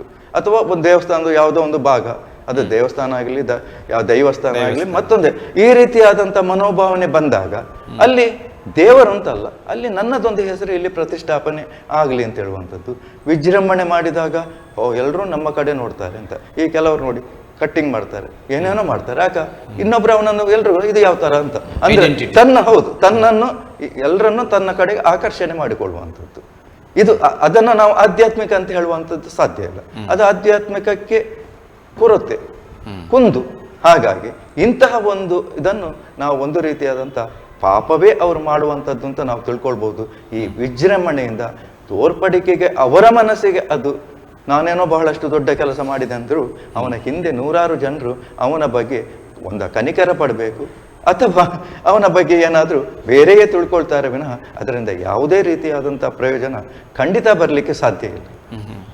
ಅದರೊಂದಿಗೆ ಹಬ್ಬ ಹರಿದಿನಗಳಲ್ಲಿ ಪೂಜೆ, ವ್ರತ ಅಥವಾ ಇನ್ನಿತರ ಧಾರ್ಮಿಕ ಕಾರ್ಯಕ್ರಮಗಳನ್ನು ಮಾಡುವುದರಿಂದ ಹೆಚ್ಚಿನ ಲಾಭ ಇದೆ ಅನ್ನುವಂಥ ಒಂದು ಸಂಶೋಧನೆಗಳು, ವಿಶ್ಲೇಷಣೆಗಳನ್ನು ಕೂಡ ಈ ಸನಾತನ ಸಂಸ್ಥೆಯವರು ಕೂಡ ಮಾಡಿದ್ದಾರೆ. ತಮಗೆ ತಿಳಿದಿರುವಂತೆ ಗಣೇಶ ಚತುರ್ಥಿಯ ದಿನದಂದು ಗಣೇಶನ ಆರಾಧನೆಗೆ ಸೂಕ್ತ. ಯಾಕಂದರೆ ಅಲ್ಲಿ ಗಣೇಶ ತತ್ವಗಳು ಆ ಸೃಷ್ಟಿಯಲ್ಲಿರ್ತದೆ, ಪರಿಸರದಲ್ಲಿ ಒಂದಷ್ಟು ಪಾಸಿಟಿವ್ ಎನರ್ಜಿಗಳು ಬರ್ತದೆ ಅನ್ನುವಂಥ ವೈಜ್ಞಾನಿಕ ಸತ್ಯವನ್ನು ಕೂಡ ತಿಳಿಯಪಡಿಸಿದ್ದಾರೆ. ಆದ್ದರಿಂದ ಹಬ್ಬಗಳ ಆಚರಣೆಗಳನ್ನು ಬಹಳಷ್ಟು ವ್ಯವಸ್ಥಿತವಾಗಿ, ಬಹಳ ಭಕ್ತಿಯಿಂದ, ಶ್ರದ್ಧೆಯಿಂದ ಮಾಡಿದರೆ ಹೆಚ್ಚಿನ ಲಾಭವನ್ನು ನಿರೀಕ್ಷಿಸಬಹುದೇ? ಖಂಡಿತವಾಗಿಯೂ ನಿರೀಕ್ಷಿಸ್ಬೋದು. ನೋಡಿ, ವಿಷ್ಣು ಸಹಸ್ರನಾಮ ಅಂತ ಹೇಳುವಂಥದ್ದು ಒಂದಿದೆ.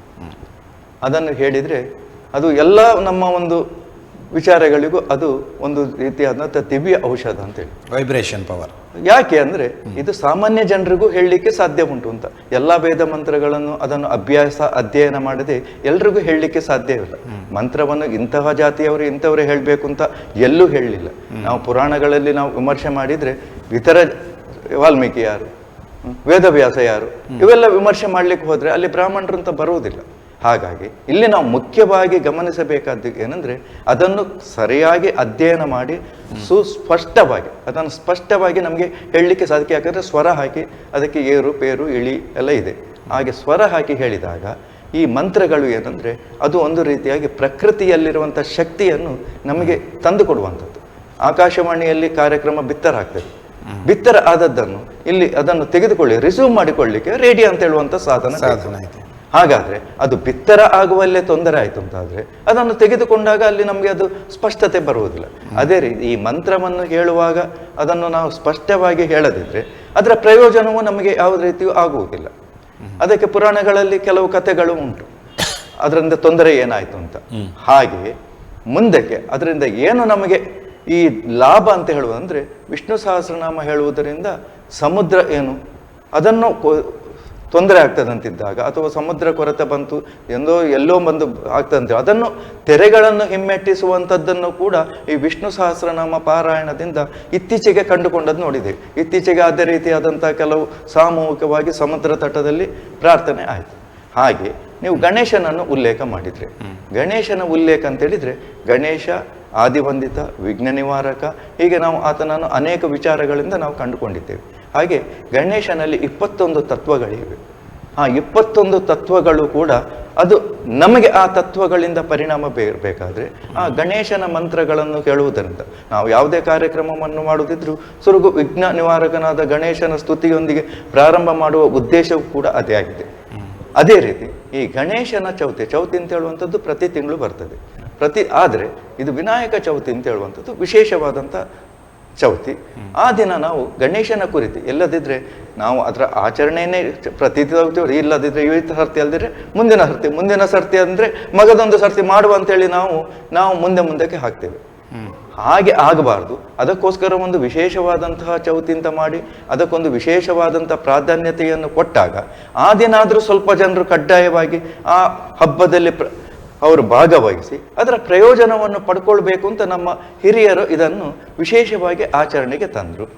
ಆ ದಿನ ನೀವು ವಿಶೇಷವಾಗಿ ದೂರ್ವಾರ್ಚನೆ ಹಾಗೆ ಇತರ ಗಣೇಶನಿಗೆ ಪ್ರಿಯವಾದಂಥ ಭಕ್ಷ್ಯ ಭೋಜ್ಯ ಇತ್ಯಾದಿಗಳನ್ನು ಅರ್ಪಿಸುವ ಮೂಲಕ ನಾವೆಲ್ಲರೂ ನೆಂಟರಿಷ್ಟರು ಎಲ್ಲರೂ ಕೂಡ ಒಂದು ಕಡೆಯಲ್ಲಿ ಕೂತು ಆ ಗಣೇಶನ ಬಗ್ಗೆ ಚಿಂತನೆಯನ್ನು ಮಾಡುವಂಥದ್ದು, ಅವನ ಕುರಿತು ಪ್ರವಚನ ಇತ್ಯಾದಿಗಳನ್ನು ಕೇಳುವಂಥದ್ದು. ಆಗ ಮಕ್ಕಳಿಗೂ ಕೂಡ ಅದನ್ನು ಹೇಳಲಿಕ್ಕೆ ಒಂದು ಅವಕಾಶ ಆಗ್ತದೆ. ಇಲ್ಲದಿದ್ರೆ ನಮ್ಮ ಪರಂಪರೆಯನ್ನು ಮುಂದುವರಿಸಲಿಕ್ಕೆ ಈ ಹಬ್ಬ ಹರಿದಿನ ಅಂತ ಹೇಳುವಂಥದ್ದು ಖಂಡಿತ ಬೇಕು. ನೀವು ಹೀಗೆ ಕೂತು ನಾನು ಗಣೇಶನ ಬಗ್ಗೆ ಒಂದು ಕತೆ ಹೇಳ್ತೇನೆ ಅಥವಾ ನಾವು ಕೃಷ್ಣಾಷ್ಟಮಿಯ ಬಗ್ಗೆ ಹೇಳ್ತೇವೆ, ದೀಪಾವಳಿ ಹೇಗೆ ಮಾಡಬೇಕು ಅಂತ ಹೇಳಿದರೆ ಮಕ್ಕಳಿಗೆ ನಮಗೆ ಹೇಳಲಿಕ್ಕೆ ಸಮಯವೂ ಇಲ್ಲ, ಮಕ್ಕಳು ಕೇಳುವುದಿಲ್ಲ. ಆಗ ಈ ಹಬ್ಬಗಳು ಬಂದಾಗ ಆ ದಿನ ಆದರೂ ಕೂತ್ಕೊಂಡು ನಾವು ಅದರ ಬಗ್ಗೆ ಮಕ್ಕಳಿಗೆ ಹಿರಿಯರಿಗೆ ಇಂದ ತಿಳಿದು ನಾವು ಹೇಳಲಿಕ್ಕೆ ಅನುಕೂಲ ಆಗ್ತದೆ ಎಂಬುದನ್ನು ನಾವು ಗಮನಿಸಬಹುದು. ಹಬ್ಬಗಳ ಆಚರಣೆಯಲ್ಲಿ ಪಂಚಾಂಗ ಆಧಾರಿತವಾದಂಥ ಕೆಲವೊಂದು ಗೊಂದಲಗಳು ನಿರಂತರವಾಗಿ ಇತ್ತೀಚಿನ ದಿನಗಳಲ್ಲಿ ಹೆಚ್ಚುತ್ತಾ ಇದೆ. ಅದು ಈ ಬಾರಿಯೂ ಕೂಡ ತಮಗೆ ತಿಳಿದಿರಬಹುದು. ಅದನ್ನು ನಾವು ಬೇಡ ಅನ್ನುವಂಥಕ್ಕಿಲ್ಲ, ಯಾಕಂದರೆ ಕೆಲವೊಂದು ಪಂಚಾಂಗಗಳನ್ನು ಆಧರಿಸಿ ಇದಕ್ಕೆ ಏಕಸೂತ್ರವನ್ನು ತರುವಲ್ಲಿ ಮತ್ತು ಈಗ ಈ ಬಾರಿಯೂ ಕೂಡ ಅಷ್ಟಮಿ ಆಚರಣೆ ಅಥವಾ ನವರಾತ್ರಿಯಲ್ಲಿಯೂ ದಶಮ ದಿನಗಳ ಆಚರಣೆ ಇಂಥದ್ದೆಲ್ಲ ಇರುತ್ತೆ. ಮತ್ತು ಪ್ರತಿ ಬಾರಿಯೂ ಕೂಡ ದೀಪಾವಳಿ ಆಚರಣೆಯಲ್ಲಿಯೂ ಕೂಡ ಗೊಂದಲ ಇದ್ದೇ ಇರುತ್ತದೆ. ಈ ಎಲ್ಲ ಗೊಂದಲಗಳನ್ನು ನಿವಾರಿಸಿ ಏಕಸೂತ್ರವನ್ನು ಮಾಡುವಲ್ಲಿ ಏನಾದರೂ ಪ್ರಯತ್ನಗಳು ಆಗಬೇಕಾಗಿದೆಯೇ? ಮತ್ತು ಈ ಗೊಂದಲಗಳಿಗೆ ಒಬ್ಬ ಸಾಮಾನ್ಯ ಭಕ್ತ ಆವಾಗ ಏನು ಮಾಡಬೇಕು, ಯಾವ ನಿರ್ಣಯವನ್ನು ತೆಗೆದುಕೊಳ್ಬೇಕು? ಇದನ್ನು ನಾನು ಹೇಳುವುದಿದ್ರೆ ಈ ಒಂದು ಸಮಸ್ಯೆಯನ್ನು ಇತ್ಯರ್ಥಪಡಿಸಲಿಕ್ಕೆ ಸದ್ಯದಲ್ಲಿ ಯಾರಿಗೂ ಸಾಧ್ಯ ಇಲ್ಲ. ಯಾಕಂದರೆ ಶಂಕರಾಚಾರ್ಯರ ಕಾಲದಲ್ಲಿ, ಯಾಕಂದರೆ ನಮ್ಮ ಈ ಸನಾತನ ಧರ್ಮ ಅಂತ ಹೇಳುವಂಥದ್ದು ಅವನತಿಯ ಕಾಲದಲ್ಲಿ ಇತ್ತು. ಶಂಕರಾಚಾರ್ಯರು ಜನಿಸಿದ್ರು.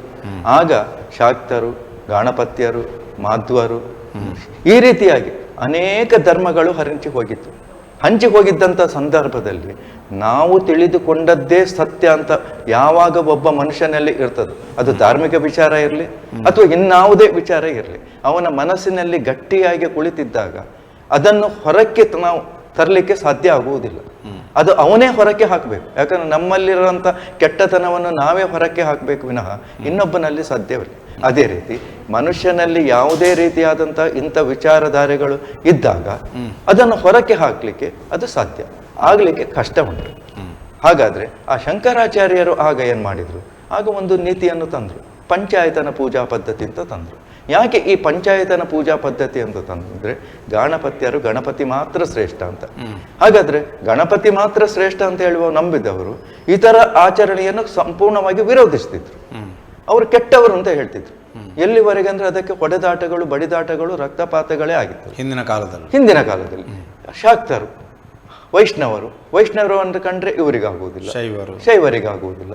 ಈ ರೀತಿ ಅದು ಈಗಲೂ ಕೂಡ ಆ ಪರಂಪರೆ ಮುಂದುವರೆದುಕೊಂಡು ಹೋಗಿರುವಂತಹ ಸಂದರ್ಭದಲ್ಲಿ ಇನ್ನು ಈ ರೀತಿಯಾದಂತಹ ಭೇದಗಳು ಅಂದ್ರೆ ಇಲ್ಲಿ ಶ್ರೀಕೃಷ್ಣ ಅಷ್ಟಮಿ ಬಂತು.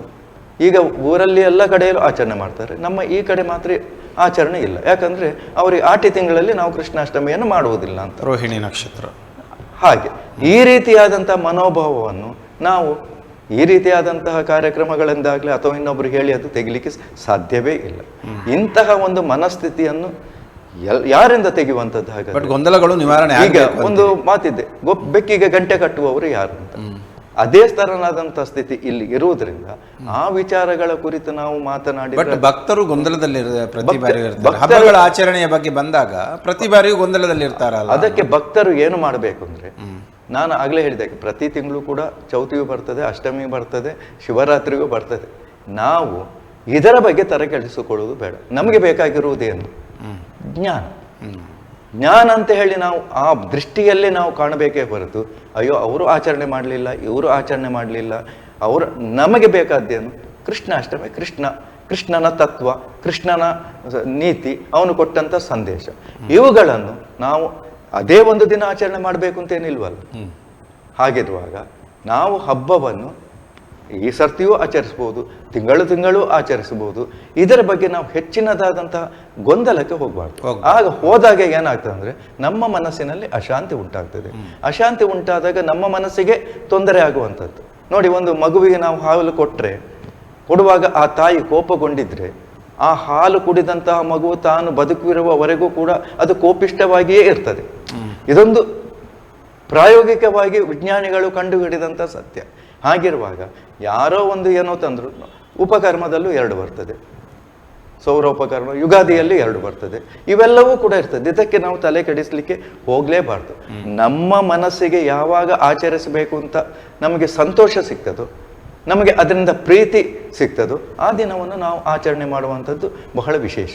ಯಾಕಂದ್ರೆ ನಮ್ಮ ಈ ಸನಾತನ ಧರ್ಮದಲ್ಲಿ ಪ್ರತಿದಿನವೂ ನಮಗೆ ಹಬ್ಬ ಹರಿದಿನ, ಆದರೆ ದಿನನಿತ್ಯವೂ ನಮಗೆ ಸಂಪ್ರದಾಯವನ್ನು ಆಚರಣೆ ಮಾಡ್ಲಿಕ್ಕೆ ಹೋದ್ರೆ ನಮ್ಮ ಉದರ ಪೋಷಣೆಯೂ ಆಗಬೇಕು. ಹಾಗಾಗಿ ಇವೆಲ್ಲವೂ ಹಬ್ಬ ಹರಿದಿನಗಳನ್ನು ತಂದದ್ದು ಕೇವಲ ನಮ್ಮ ಈ ಒಂದು ಧಾರ್ಮಿಕವಾಗಿ ಆಚರಣೆ ಮನುಷ್ಯನಲ್ಲಿ ಇರಬೇಕು, ತನ್ಮೂಲಕ ಅವನು ಶಾಂತಿಯನ್ನು ಪಡ್ಕೊಳ್ಬೇಕು ಎಂಬ ದೃಷ್ಟಿಯಿಂದ ಮಾಡಿದ್ದೇ ಹೊರತು ಇದೇ ದಿನ ಮಾಡಿದ್ರೆ ಮಾತ್ರ ನಿಮಗೆ ಪುಣ್ಯ ಬರ್ತದೆ, ಈ ದಿನ ಆಚರಿಸಿದ್ರೆ ಪಾಪ ಬರ್ತದೆ ಅಂತ ಹೇಳುವಂಥದ್ದು ನಾವು ತಲೆಯಲ್ಲಿ ಇಟ್ಟುಕೊಳ್ಬಾರ್ದು. ಅಂತಹ ವಿಚಾರಗಳಂತೂ ಖಂಡಿತ ಇಲ್ಲ. ನಿಮಗೆ ದಿನನಿತ್ಯವೂ ಆಚರಣೆ ಮಾಡಲಿಕ್ಕೆ ಸಾಧ್ಯ ಇಲ್ಲ ಎಂಬ ಕಾರಣಕ್ಕೆ ನಾವು ವರ್ಷಕ್ಕೆ ಒಂದು ದಿನ ಇಂತಿಂಥ ಹಬ್ಬವನ್ನು ನಿಗದಿಪಡಿಸಿ ಆಚರಿಸುವುದೇ ಹೊರತು ಇಂಥ ದಿನ ಆಚರಣೆ ಮಾಡಿದ್ರೆ ಮಾತ್ರ ಪುಣ್ಯ ಅಂತ ಹೇಳುವಂಥದ್ದು ಅಥವಾ ಪಾಪ ಬರ್ತದೆ ಅಂತ ಹೇಳುವಂಥದ್ದು ಯಾವ ಗ್ರಂಥದಲ್ಲೂ ಇಲ್ಲ, ವೇದದಲ್ಲೂ ಇಲ್ಲ. ಇಷ್ಟಕ್ಕೂ ಹೇಳುವುದಾದ್ರೆ ಕೃತಯುಗ ಆಗಲಿ ತ್ರೇತಾಯುಗದಲ್ಲಿ ಈ ಹಬ್ಬ ಹರಿದಿನಗಳು ಇರಲಿಲ್ಲ. ಸರಿ. ಆದ್ರಿಂದ ಆವಾಗ ಸತ್ಯಯುಗದಲ್ಲಿ ಇಲ್ಲದ್ದು ಇವಾಗ ಅದನ್ನು ಆಚರಣೆ ಮಾಡಿದ್ರೆ ಮಾತ್ರ ಉಂಟು ಅಂತ ಹೇಳುವಂಥದ್ದು ನಾವು ಮನಸ್ಸಿನಲ್ಲಿ ಇಟ್ಟುಕೊಳ್ಳುವುದು ಬೇಡ. ನಮ್ಮ ಮನಸ್ಸಿಗೆ ಯಾವಾಗ ನಮಗೆ ಶಾಂತಿ ಸಿಗ್ತದೆ, ಯಾಕಂದ್ರೆ ನಾವು 100 ದೇವರಿದ್ದೇವೆ, ಆದ್ರೆ 100 ದೇವರನ್ನು ನಾವು ಧರ್ಮಾನುಷ್ಠಾನ ಮುಖ್ಯ. ಧರ್ಮಾನುಷ್ಠಾನ ಮೂಲಕ ನಮ್ಮ ಮನಸ್ಸಿಗೆ ಶಾಂತಿ ಮುಖ್ಯ, ನಮಗೆ ತೃಪ್ತಿ ಮುಖ್ಯ. ಅದನ್ನು ನಾವು ಆಚರಿಸಿದ್ರೆ ಈ ಎಲ್ಲ ಗೊಂದಲಗಳಿಗೆ ನಾವೇ ನಮಗೆ ಪರಿಹಾರ ಕಂಡುಕೊಳ್ಳಿಕ್ಕೆ ಸಾಧ್ಯ ಉಂಟು. ಗುರುಗಳೇ, ಇತ್ತೀಚಿನ ದಿನಗಳಲ್ಲಿ ಹೆಚ್ಚಿನ ಹಬ್ಬಗಳು ಸಾಮೂಹಿಕವಾಗಿ ಆಚರಿಸಲ್ಪಡ್ತಾ ಇದೆ. ಇದು ಶಾಸ್ತ್ರಾನುಸಾರ ಸಮ್ಮತವೇ, ಸೂಕ್ತವೇ? ಇದು ಒಳ್ಳೆಯ ಬೆಳವಣಿಗೆ? ನೋಡಿ, ಸಾಮೂಹಿಕವಾಗಿ ಆಚರಣೆ ಮಾಡುವಂಥದ್ದು ಅಂತ ಹೇಳಿದ್ರೆ ಅದು ಸೂಕ್ತ ಅಲ್ಲ ಅಂತ ಹೇಳಲಿಕ್ಕೆ ನಮಗೆ ಅಧಿಕಾರ ಇಲ್ಲ. ಯಾಕಂದ್ರೆ ಅವ್ರು ಮಾಡುವಂಥದ್ದು ಧರ್ಮ. ಶಾಸ್ತ್ರಾನುಸಾರವಾಗಿ ಹೇಳೋದಾದ್ರೆ ಈಗ ಅದನ್ನು ಮಾಡಿಸುವ ಒಬ್ಬ ಗುರುಸ್ಥಾನದಲ್ಲಿ ಕೂತ್ಕೊಂಡಿರ್ತಾನೆ, ಅವನು ಪುರೋಹಿತನಾಗಿರ್ಬಾರ್ದು. ಅವನು ಮಾಡುವಂಥದ್ದು ತಪ್ಪು ಅಂತ ಹೇಳುವಂಥದ್ದು ನಮಗೆ ಅದು ಸರಿ ಬರುವುದಿಲ್ಲ. ಅದನ್ನು ಸಮ್ಮತ ಅಲ್ಲ ಅಂತ ನಾವು ಹೇಳಲಿಕ್ಕೆ ಸಾಧ್ಯ. ಅದಕ್ಕೆ ಏನೋ ಒಂದು ಸಿದ್ಧಾಂತ ಇರಬಹುದು, ಅವರಿಗೆ ಏನಿದೆ. ಆದ್ರೆ ಇಲ್ಲಿ ಅವರು ಹೆಚ್ಚು ಜನರನ್ನು ತೊಡಗಿಸಿಕೊಳ್ಳುವುದು ಇಂದಿನ ಕಾಲದಲ್ಲಿ ಒಳ್ಳೆಯದು. ಇಲ್ಲದಿದ್ರೆ ನೀವು ಅದನ್ನು ಸಾಮೂಹಿಕವಾಗಿ ಮಾಡದಿದ್ರೆ ಅಷ್ಟೂ ಕೂಡ ಜನರನ್ನು ನಾವು ಜೊತೆಯಲ್ಲಿ ಸೇರಿಸಲಿಕ್ಕೆ ಸಾಧ್ಯ ಇಲ್ಲ. ಯಾಕಂದ್ರೆ ಹಿಂದಿನ ಕಾಲದಲ್ಲಿ ನಾವು ಕೆಲವರನ್ನು ಹೊರಗಿಟ್ಟಿದ್ದೇವೆ, ನಾವು ಒಬ್ಬರನ್ನು, ಅದರಿಂದ ನಮಗೆ ಈಗಲೂ ಆ ತೊಂದರೆ ನಾವು ಅನುಭವಿಸ್ತಾ ಇದ್ದೇವೆ. ನಮ್ಮ ಹಿಂದೂ ಧರ್ಮಕ್ಕೆ ದೊಡ್ಡದಾದಂತಹ ಕೊರತೆ ಅದೇ ಆಗಿರ್ತದೆ. ಅದನ್ನು ಬಿಟ್ಟು ನಾವು ಈಗಲೂ ಅದನ್ನು ನಾವು ಸಾಮೂಹಿಕ ಮಾಡಲಿಕ್ಕೆ ಆಗೋದಿಲ್ಲ, ವೈಯಕ್ತಿಕವಾಗಿ ಮಾಡಲಿಕ್ಕೆ ಆಗೋದಿಲ್ಲ ಅಂತ ನಾವು ಮಾಡಿಕೊಟ್ರೆ ನಮ್ಮ ಧರ್ಮಕ್ಕೆ ಅಥವಾ ಈ ಸನಾತನ ಧರ್ಮಕ್ಕೆ ಮತ್ತೆ ಮುಂದೆ ಬಹಳಷ್ಟು ತೊಂದರೆ ಆಗ್ತದೆ.